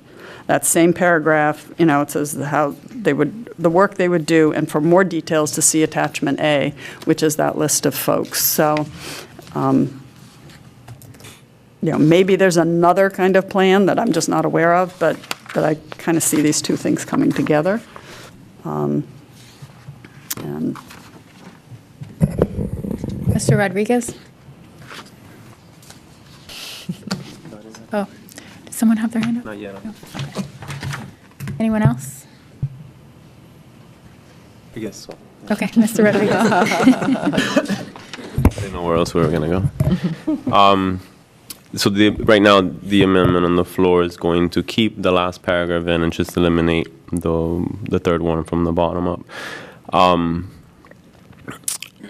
I will probably not support keeping that paragraph in.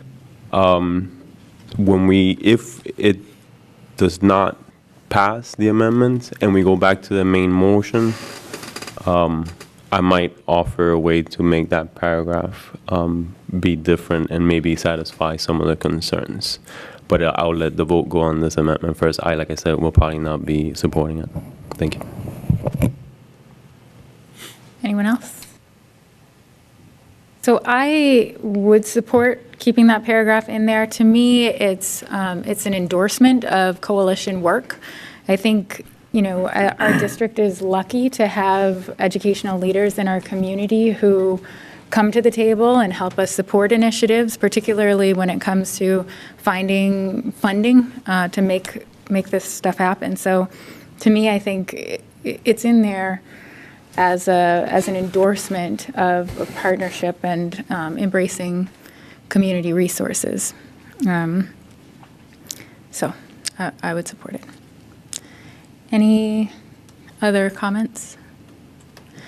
Seeing none, then I'll call for a vote. This would be all those in favor of approving a resolution affirming the board's intent to move forward with pre-kindergarten expansion and directing staff to indicate space considerations in the enrollment and facilities study as amended.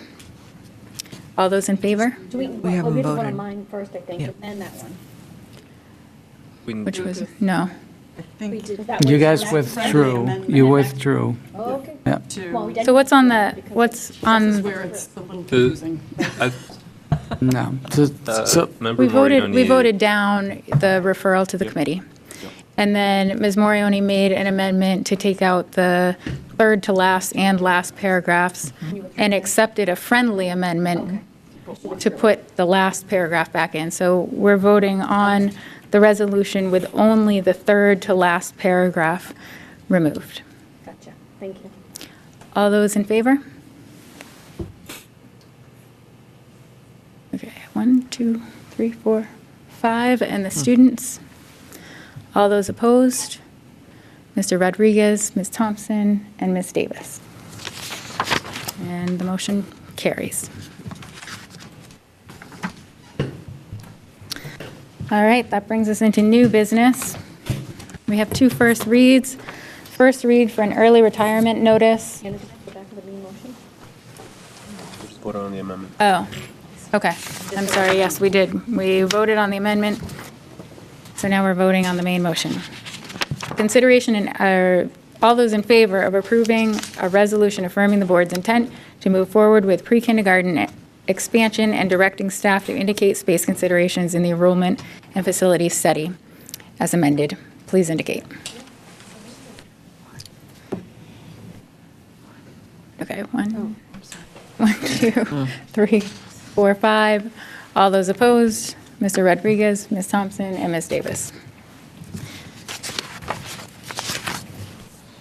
We have a first read for an early retirement notice and a first read for FY 2020 capital improvement plan. And then we're on to personnel. We have an administrative acknowledgement. the superintendent like to speak to that? I would, Madam Chair. As you know, we've had a number of vacancies occur over the past summer and early fall, and we are now nearing our full staffing. So today, I am pleased to introduce 3 hires that we are extremely proud of and looking forward to you meeting them and them joining our team. So first, Jessie Robinson, who is our Director of Curriculum Assessment and Instruction. Jessie joins us after serving as a consultant and math coach in our middle schools last year. Jessie has a background in teaching, coaching, and school leadership. Her experience has been in urban schools and districts around the country, including 7 years in the Boston schools. While in Boston, she helped found and lead an in-district turnaround school that made the largest math gains in the state of any middle school for 2 years in a row. Jessie holds a bachelor's degree in history from Oberlin College, a master's degree in education from Boston College, and a master's degree in school leadership from Harvard University. Jessie officially started with us on October 15th. And Jessie, welcome aboard. Can you stand up? I don't know if you want to say anything. I just wanted to say I'm really excited to be here. I'm really passionate about academic achievement and equity. Really excited to be part of a team that has those 2 priorities as well. And yeah, I look forward to the work ahead. Thank you, Jessie. Thank you. I'd also like to welcome Chris Reiger. Yep, Chris Reiger as our new social emotional learning director. Chris has experience in day treatment, clinical supervision with social emotional learning and trauma-sensitive practices. As a clinical community psychologist, he has most recently been coaching school and district leaders around their social emotional learning and PBIS strategies. Chris holds a bachelor's degree in psychology from Northwestern University and a master's degree and PhD in clinical psychology from Miami University. And Chris officially started with Portland Public Schools on October 17th. So Chris, welcome. Yeah, I just wanted to say thank you for allowing me to join you in this really important work. And everyone's been very warm and supportive as I'm getting my bearings. And learning about Maine and Portland and the district. And I'm excited to really dig in. So thanks. Thank you. Welcome. Thank you, Chris. And finally, I'd like to welcome Jamie Kearney as our new data manager. As a member of the IT department, Jamie will support all of the district data initiatives as we continue to build our strategic data assessment and reporting approaches to help schools reflect, learn, and take action based on data insights. Jamie taught math for 11 years prior to transitioning to a career involving data analysis and data-driven decision-making. Jamie holds a bachelor's degree in education from the University of Maine, Farmington, a master's degree in education from Harvard University, and a data analytics certificate from Northeastern University's level education program. And Jessie just started with us last Monday, so she is very, very fresh. So, Jamie, I'm sorry. So Jamie? Yeah, just like everyone else, I'm very excited to be here. I know that there's challenges like all schools are facing ahead.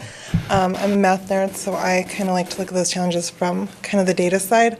But I'm excited to be with Portland Public Schools just because I think that we can really kind of lead Maine into the future and take some of those other districts that are going to be kicking and screaming and really show them the way forward. So I'm very excited for the work, even though I know it's going to be very challenging at times. But thank you. Thank you for giving me the opportunity to serve the students and families of Portland Public Schools. Thank you, Jamie.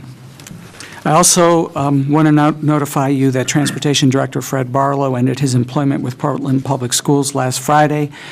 Fred is moving on to MSAD 19 as Transportation Director, and I wish him well on behalf of the Portland Public Schools family that he served well for the past 3 years. Kevin Whittemore is Acting Transportation Director while we determine a long-term replacement strategy, so I'm also grateful to Mr. Whittemore for his willingness to step into that role. Those are the acknowledgements, and then we also have personnel items. Okay.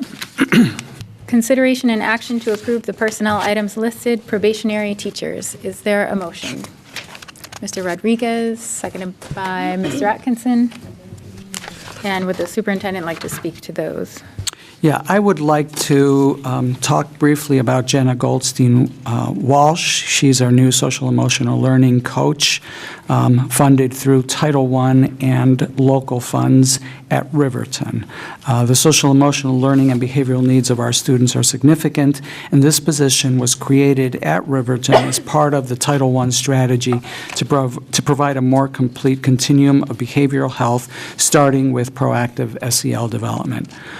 Working directly with school leaders, teachers, and support staff, the SEL coach will guide implementation of systemic SEL practices across school settings to ensure SEL programming is integrated into instruction in alignment with the school success plan.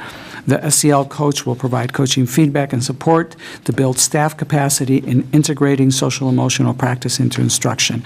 And the SEL coach will consult with administrators and the PBIS team at Riverton to review school SEL data from multiple sources to inform, guide the SEL programming, and lead the RTI team in designing and monitoring individual positive behavior supports for students as needed. Jenna comes to Riverton with a graduate degree in social work, an extensive background in social work, and professional experience at Sweetster, Woodford's Family Services, and Spurwink Behavioral Health Agencies. So Jenna is the only position that is not previously in the budget. All of the other positions that you're approving are positions that we've hired we've hired over the past month since the last board meetings, and all of these positions are in the approved budget. And so I ask for your approval for those hires. Okay. Any questions?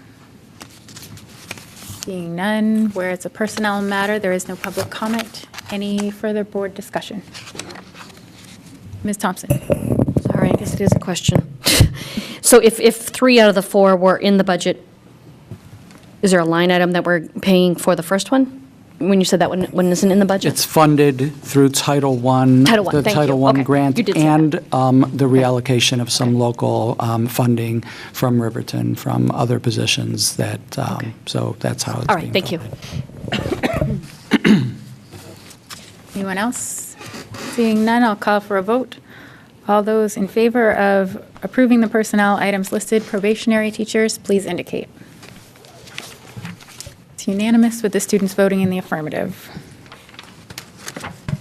Okay, and where it is before the hour of 10 o'clock, we would take public comment on any items not on this evening's agenda.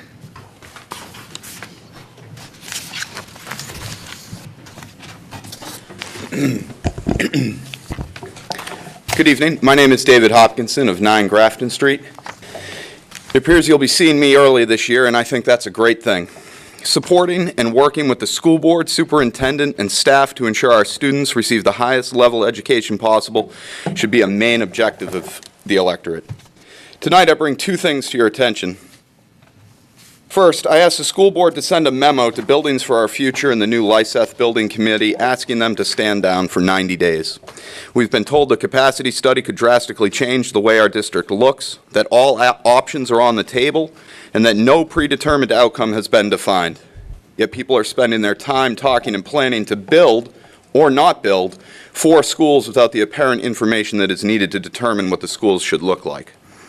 What if the study said all community schools should be closed and the available Mercy Hospital building should be used instead? Just saying, in the light of transparency, they should be directed to stop. Tonight, you've been committed to pre-K and you changed the scope of the consolidation study to reflect that. You're also committed to community schooling, and you do have the opportunity to enter a resolution to remove the 4 schools, which have been overwhelmingly supported by the constituents of the community, to be fixed. You would have already heard this from me, but I came to a meeting a month or so ago and sat for 2 hours before deciding I needed to leave. That being said, and of particular importance, as you'll need our support more and more over these next few months, I'd like you to consider some changes to your agenda and community involvement procedures. Here's some things that would make participation easier for all. Meetings will start at 5:30. Meetings will be broadcast on Facebook Live. Comments should be public. At 6 p.m., public comment on any non-agenda items could be taken.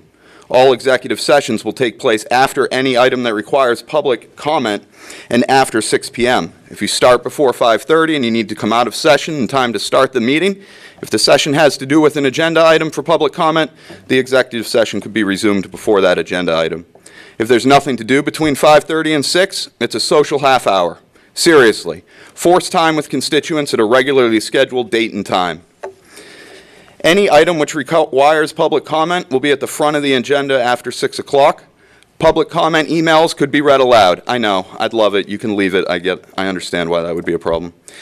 Any language is acceptable, and it is up to the school board to translate and distribute. Any person residing in Portland or having a student or is a student in the Portland Public School System can speak at a public hearing. Street address should not be required. If the meeting ends before midnight instead of 10 o'clock, more public comment on agenda and non-agenda items can be heard.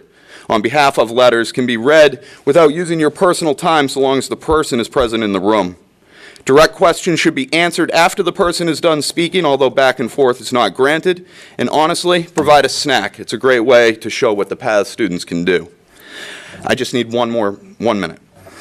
I'm not married to all of these, and I'm sure there's more that can be done, but if anyone is interested in working on this and other ways to allow our community to better communicate and support you, please reach out to me. This is going to be an awesome year. This may even be the year education is prioritized as a solution to many of our social issues. Yet, ensuring our rhetoric treats each other with dignity and respect while clinging to your values is proper democracy. It's about working together. Maybe we need to be reminded about that sometimes, and hopefully we can all proceed through some very difficult conversations knowing the end goal is common. Thank you very much for everything you do. Thank you. Any other public comment? Seeing none, I'll close public comment and call for a motion for adjournment. Ms. Thompson, seconded by Ms. Morioni. All those in favor? Unanimous with the students in the affirmative. And we do have an executive session. I'll go right into that. Consideration and action to enter into executive session pursuant to 1 MRSA subsection 4056A to discuss the superintendent's evaluation. Is there a motion? Mr. Balfont, seconded by Mr. Rodriguez. All those in favor? It's unanimous.